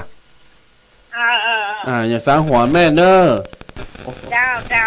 อยู่ดีมีสุขฮะวันเอาวันใดเอาวันที่13วันสังขารล่องแม่จูเอาวันสังขารล่องหั่นน่ะ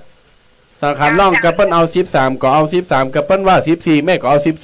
14เจ้าข้าตามเตียนเนาะฮะ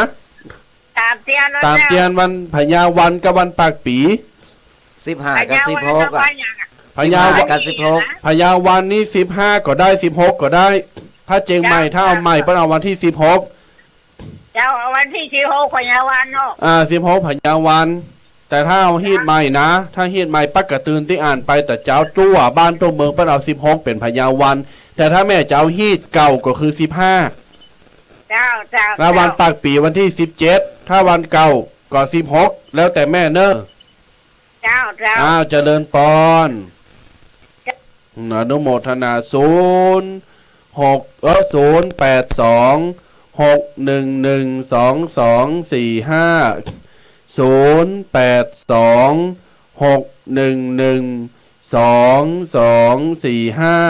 เรียนเจริญปอนสถาญาติโยมแฮม25 นาที20 กว่านาที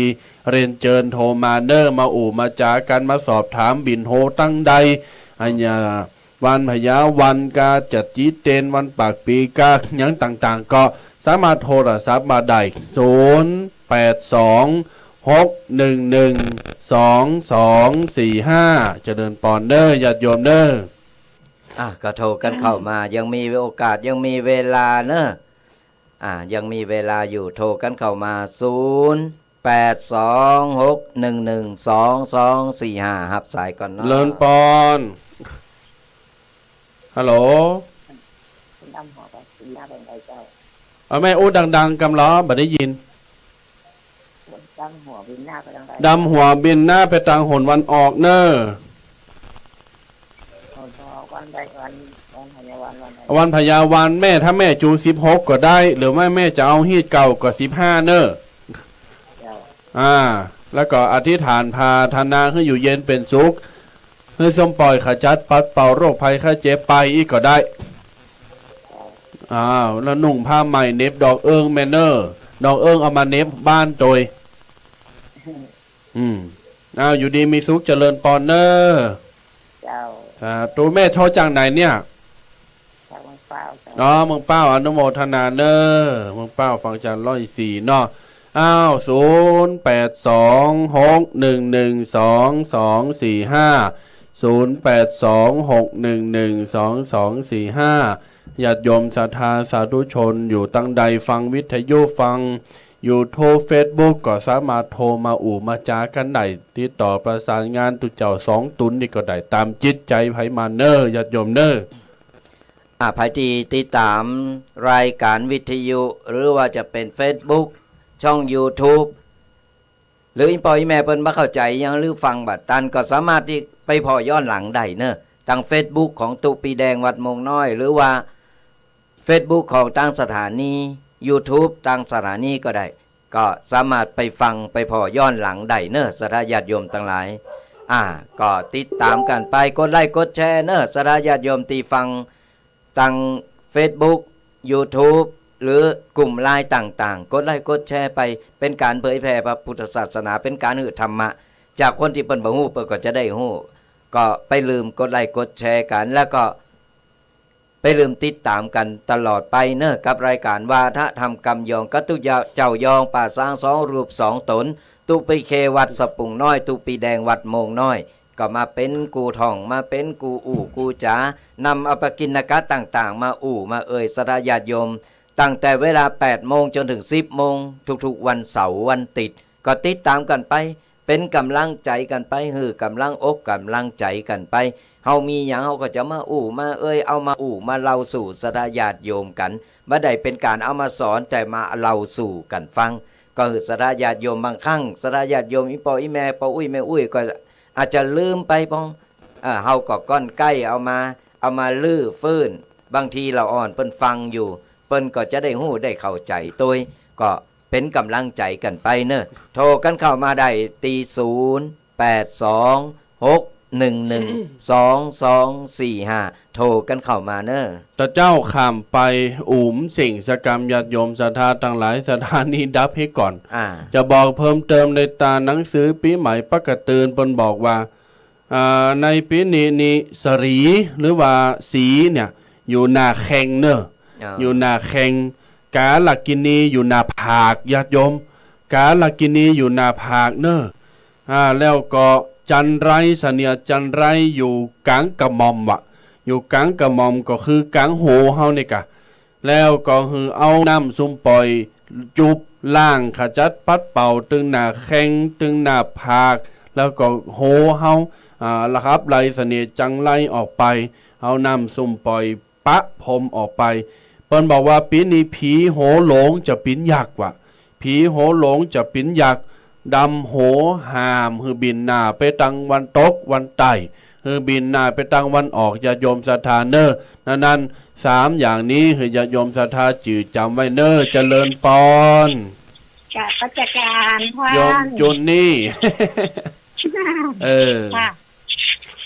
โยมจุนนี่เคยทำบุญสงกรานต์ปีใหม่เมืองไหมเนี่ยโอ้ไปทุกปีเลยค่ะเคยทำวัดใกล้ๆค่ะวัดนิเวศค่ะปีนี้ก็มาทำที่ลำพูนเนอะดูคนพาไปเหรอเดี๋ยวก่อนได้ปีนี้ก็มาสืบชะตาเนอะวันที่27นะ27 เมษา จ้า เมื่อวานนี้ทางสันกำแพงทางอะไรนะ สันทรายเขาก็โทรมายมพ่อแล้วนั่นน่ะเขาบอกว่าจะมาประมาณ6-7 คนอ่ะ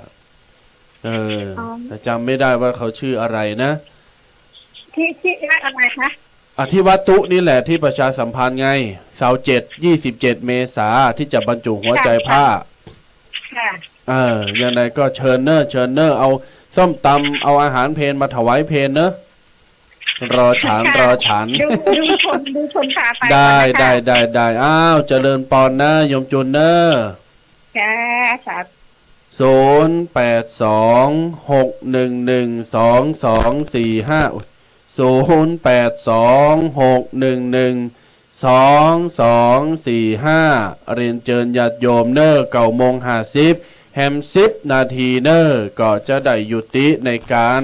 จัดรายการแดกในจบรายการพลันดังลายมีมยังจะสอบถามกาจะอู่จะจัดตักตายหน้าไม่0826112245เชิญญาติโยมศรัทธาสาธุชนโทรมาอู่จากันไดเนอร์ญาติโยมเนอร์รายการนี้ก็มีประจำทุกๆวันเสาร์และวันอาทิตย์ตั้งแต่เวลา 8 โมงเป็นต้นไปหลังจากเคารพธงชาติเรียบร้อยป๊บเริ่มรายการทันทีแล้วก็จะมีตัวเจ้า2ตุนนี่ก็อู่จากันโหนโหมนกันจนถึงเวลา 10 โมงก็จะจบรายการเดี๋ยวนี้9:50 นาทีฝากญาติโยมศรัทธาสาธุชนติดตามรับชมแล้วก็ติดตามรับฟังกันทั้งในช่วงของFacebook YouTube ตลอดจนถึงแอปวิทยุในมือถือหรือว่าจะติดตามใน104.50 ก็ได้เนอะเจริญปอนครับผมฮัลโหลครับวัดหนองน้อยกับวัดสะพุงนี่ใกล้ๆกันครับอยู่ตรงข้ามกันใกล้ๆกันเลยโยมอยู่ตรงข้ามเพิงถนนกันนี่บ่ได้ฮะผมจำได้ว่าไปหาตู้เจ้าพันธุ์น่ะหลายปีมาแล้วนะไปหาดใหญ่ผมพันรถตู้หน่อยทุกคนนะมาห้าไผ่ตู้พันนี่กระตู้อย่างนะจ๊ะมันก็ได้หาโมงน้อยนี่กะน่าก็บอกว่าผมว่าจะปลูกอย่างนั้นสปงนี่มีคนชื่อพันกะมันน้อยอย่างเดียวกะตั้งป่าซางมันมีคำว่าน้อยหลายวัดนะดอนน้อยสปงตู้พันตู้พันสากน้อยอันนั้นฉางเข้าน้อยมันน้อยมันน้อยมีปิซิฟตี้พูดสอันตั้งป่าซางให้นาป่ออันนี้ป่ออยู่ที่ไหนน่ะอยู่หนองหอยครับอยู่หนองหอยก็มันน้อยมันมีหลายที่แต่พูดสอันตั้งป่าซางให้นามาค่ะโยมป้อขอบคุณอันนี้ฟังจากวิทยุเนาะแต่ว่ากระโถมากันถามว่าอูกับตูบีเคแม่นละโยมป้ออนุโมทนาจันนักเนอร์ไปเริ่มนะวันที่27มาเนอร์ปากันมาเนอร์ครับอู้ถึงเรื่องลูกจนกันนะมันใครรับตูบีทางตาครับงั้นตลอดคืนหลายชั่วโมงแม่นเนาะเพราะว่ามันนั่งบ่ได้เนาะนั่งนิ่มตัวอย่ารับฟังเพลงตัวซะมาเย็นเหี่ยมันก็ฟังอย่างกระจ่างนะมันแต่รับดึงเอาบ่อยู่มันดึงเอาบ่แม่นเนาะมันห้ามกับบ่ได้แต่ว่าเฮาก็ประมาทเซฟคือมันนักที่สุดนะโยมป้อเนาะ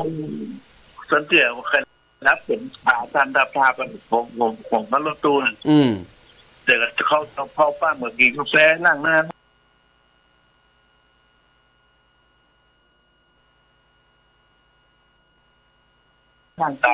แม่นเนาะอันนี้เวลานั่งรถตู้ไปต่างจังหวัดไปที่ไหนนะเฮาตึงกลัวแต่เฮาก็บ่จังนอนบ่หลับเขาแม่นต้องอุดรครับตัวมันใส่นับมันดึงอย่างใส่นับมันใจละแม่ป่อขอบคุณอนุโมทนาเนอร์ครับปีใหม่เจอกันเนอร์เจริญปอน0826112245อีก7นาทีสุดท้ายแฮม7นาทีสุดท้ายเนอญาติโยมศรัทธาไผจะโทรมาอู่จากันก็เจริญปอนใดเนอวันนี้วันอาทิตย์ปะกันปุ่นเอาแฮมกัมกับวันเสาร์ปุ่นญาติโยมเนอปะกันแฮมกัมกับวันเสาร์ปุ่น ฮะหยังจีบหยังเดี๋ยวน่ะว่าล่อว่าเลย มันแน่ว่าวันเพราะว่ามันใกล้เทศกาลเนาะ วันเสาร์หน้านี้อาจจะติดกิจอยู่วัน คงติดอยู่ ถ้าอย่างได้ก็บ่เป็นหยังเฮาก็ถึงมาละบ่ลืมศรัทธาญาติโยมติดตามกันไปติ๊กๆนะติดตามกันไปเฮาก็มีโอกาสก่อนบ่ติดกิจธุระหรือว่าติดกิจที่ไหนเนี่ยเฮาก็จะมามามาเป็นกูกับศรัทธาญาติโยมกันโนโหโมนกันไปความฮู้ก็ได้โดยเอาละศรัทธาญาติโยมทั้งหลายตอนนี้ก็เหลือเวลาให้มันบ่กี่นาที เพราะฉะนั้นเดี๋ยวเฮาจะปั่นป้อนกันเลยดีกว่าเนาะปั่นป้อนกันแล้วก็เดี๋ยวจะได้เอาไว้ติดตามกันต่อไป จะเป็นวันเสาร์วันติดหรือติดตามหลายๆรายการก็ได้ครับไอ้ทางสถานีวิทยุของเฮาก็มีทุกเจ้าพระเนรครูบาอาจารย์ได้รูปหลายตนเพื่อกเวนกันมาหือความรู้แล้วก็เวนกันมามาเอ่ยกันเอาละศรัทธาญาติโยมทั้งหลายสุดท้ายนี้ทุกปีก็จะปั่นป้อนหือกับศรัทธาญาติโยมปีใหม่ปีหวานก็ใกล้จะมาถึงแล้วก็ขอปั่นป้อนลงหน้าไปก่อนเนอะตั้งแต่นี้ต่อไปก็ขอหือจุผู้จุคนจงหายตุกหายโศกหายโลกหายภัยหายเจ็บหายไข้นึกหวังสิ่งใดก็ขอสมปรารถนากูสิ่งกูประการเงินทองไหลมาเทมาอย่าได้ขาดสายขอเงินต่อเงินต่อเงินต่อเงินทำการงานใดๆเจริญก้าวหน้าทำมาก้าขายร่ำรวยทำไมทำสนได้ผลผลิตเจริญงอกงามขายได้ราคาสุขภาพร่างกายแข็งแรงแข็งขาดปลอดภัยอายุมั่นขวัญยืนมีโจกมีใจหือบุญปกปักรักษาคุ้มครองกันกุคนเนอย้ำสุดท้ายยุหัวใจพระพุทธประธานศาลาหอฉันอุดมสมสุขวัดสปุงน้อยและมาสืบจัตตาหลงปีใหม่เมืองเนอยินดีต้อนรับทุกคนทุกท่านเนอจัตตาโรธรรมาวัฏรขอเจริญพร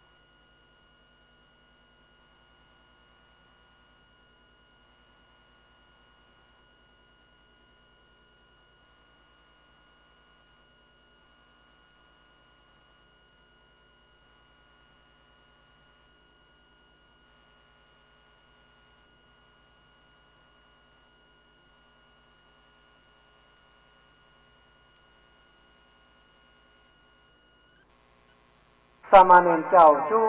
ตนชูองค์ด้วยความเคารพยิ่งครับผมยินดีต้อนรับเข้าสู่รายการ